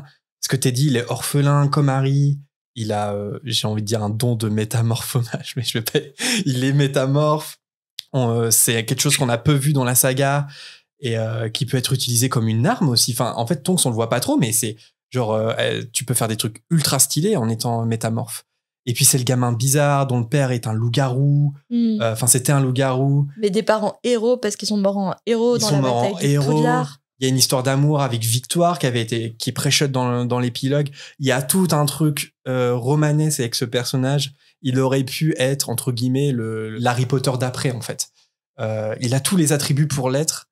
Et puis, ils nous ont pondu ce truc avec des flashbacks, avec des retourneurs de temps. Avec le fils de Harry, le fils de Drago. Alors, encore une fois, on n'a pas vu le spectacle sur scène. Et il paraît que c'est vraiment trop bien à voir sur scène. Après, c'est vrai que ça n'enlève pas que le script, nous, on l'aime pas du tout. Mais ouais, Teddy. Pour moi, encore dans mon headcanon, Teddy est l'enfant maudit.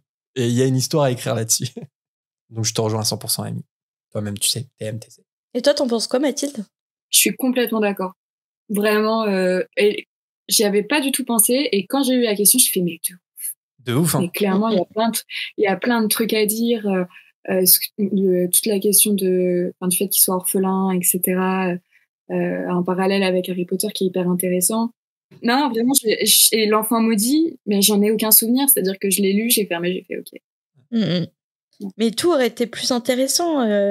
L'ascension d'Hermione en tant que ministre. Neville, prof à Poudlard.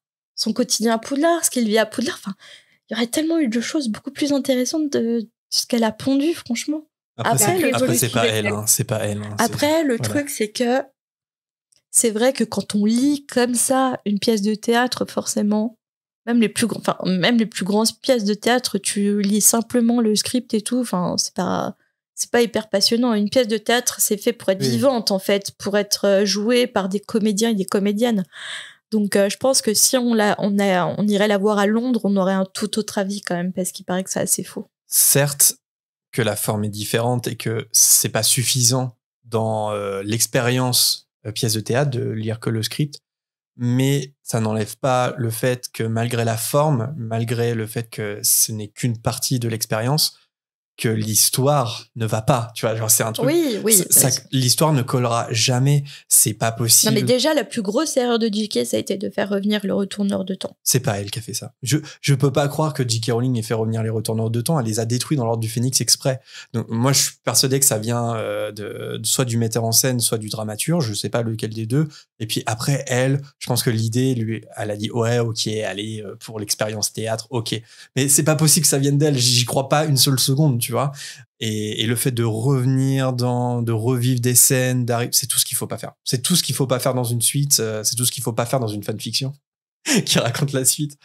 Bon, voilà, pour moi, ça n'existe pas, quoi. Et ça aurait existé de fou si ça avait été sur Teddy Lupin. Ou la révolution des elfes de maison. Ah Ouais. J'imagine bien un petit modèle.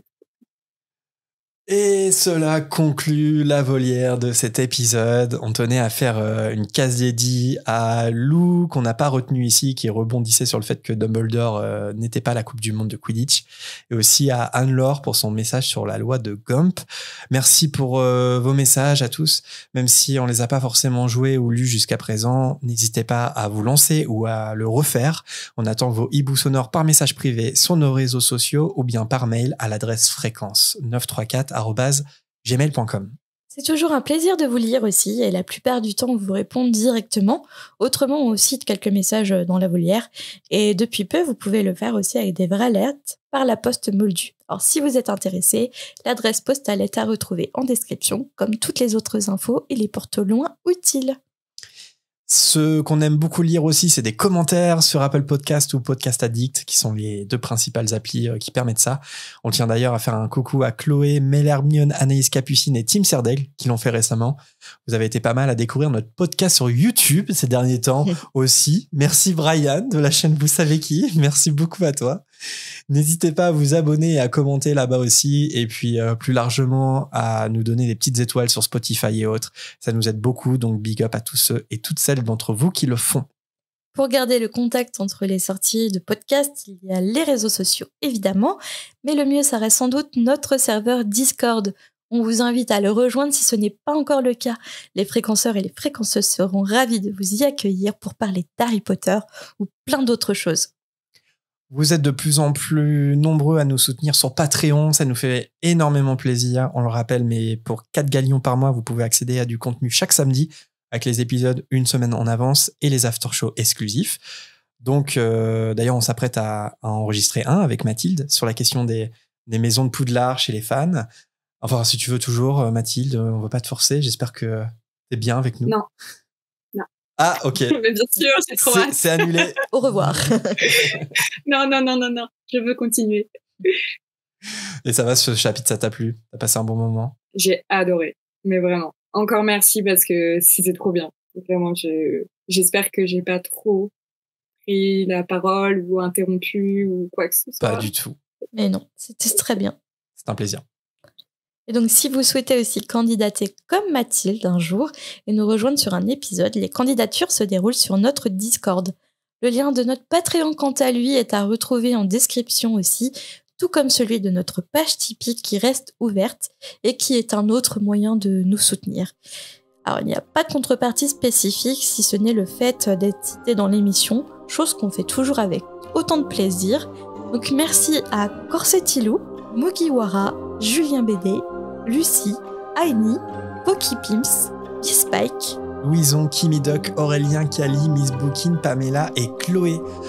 Quant à nous, on se retrouve soit en after show Patreon, soit pour le prochain chapitre.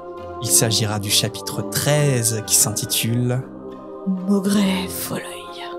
D'ici là, portez-vous bien et à bientôt. Bisous.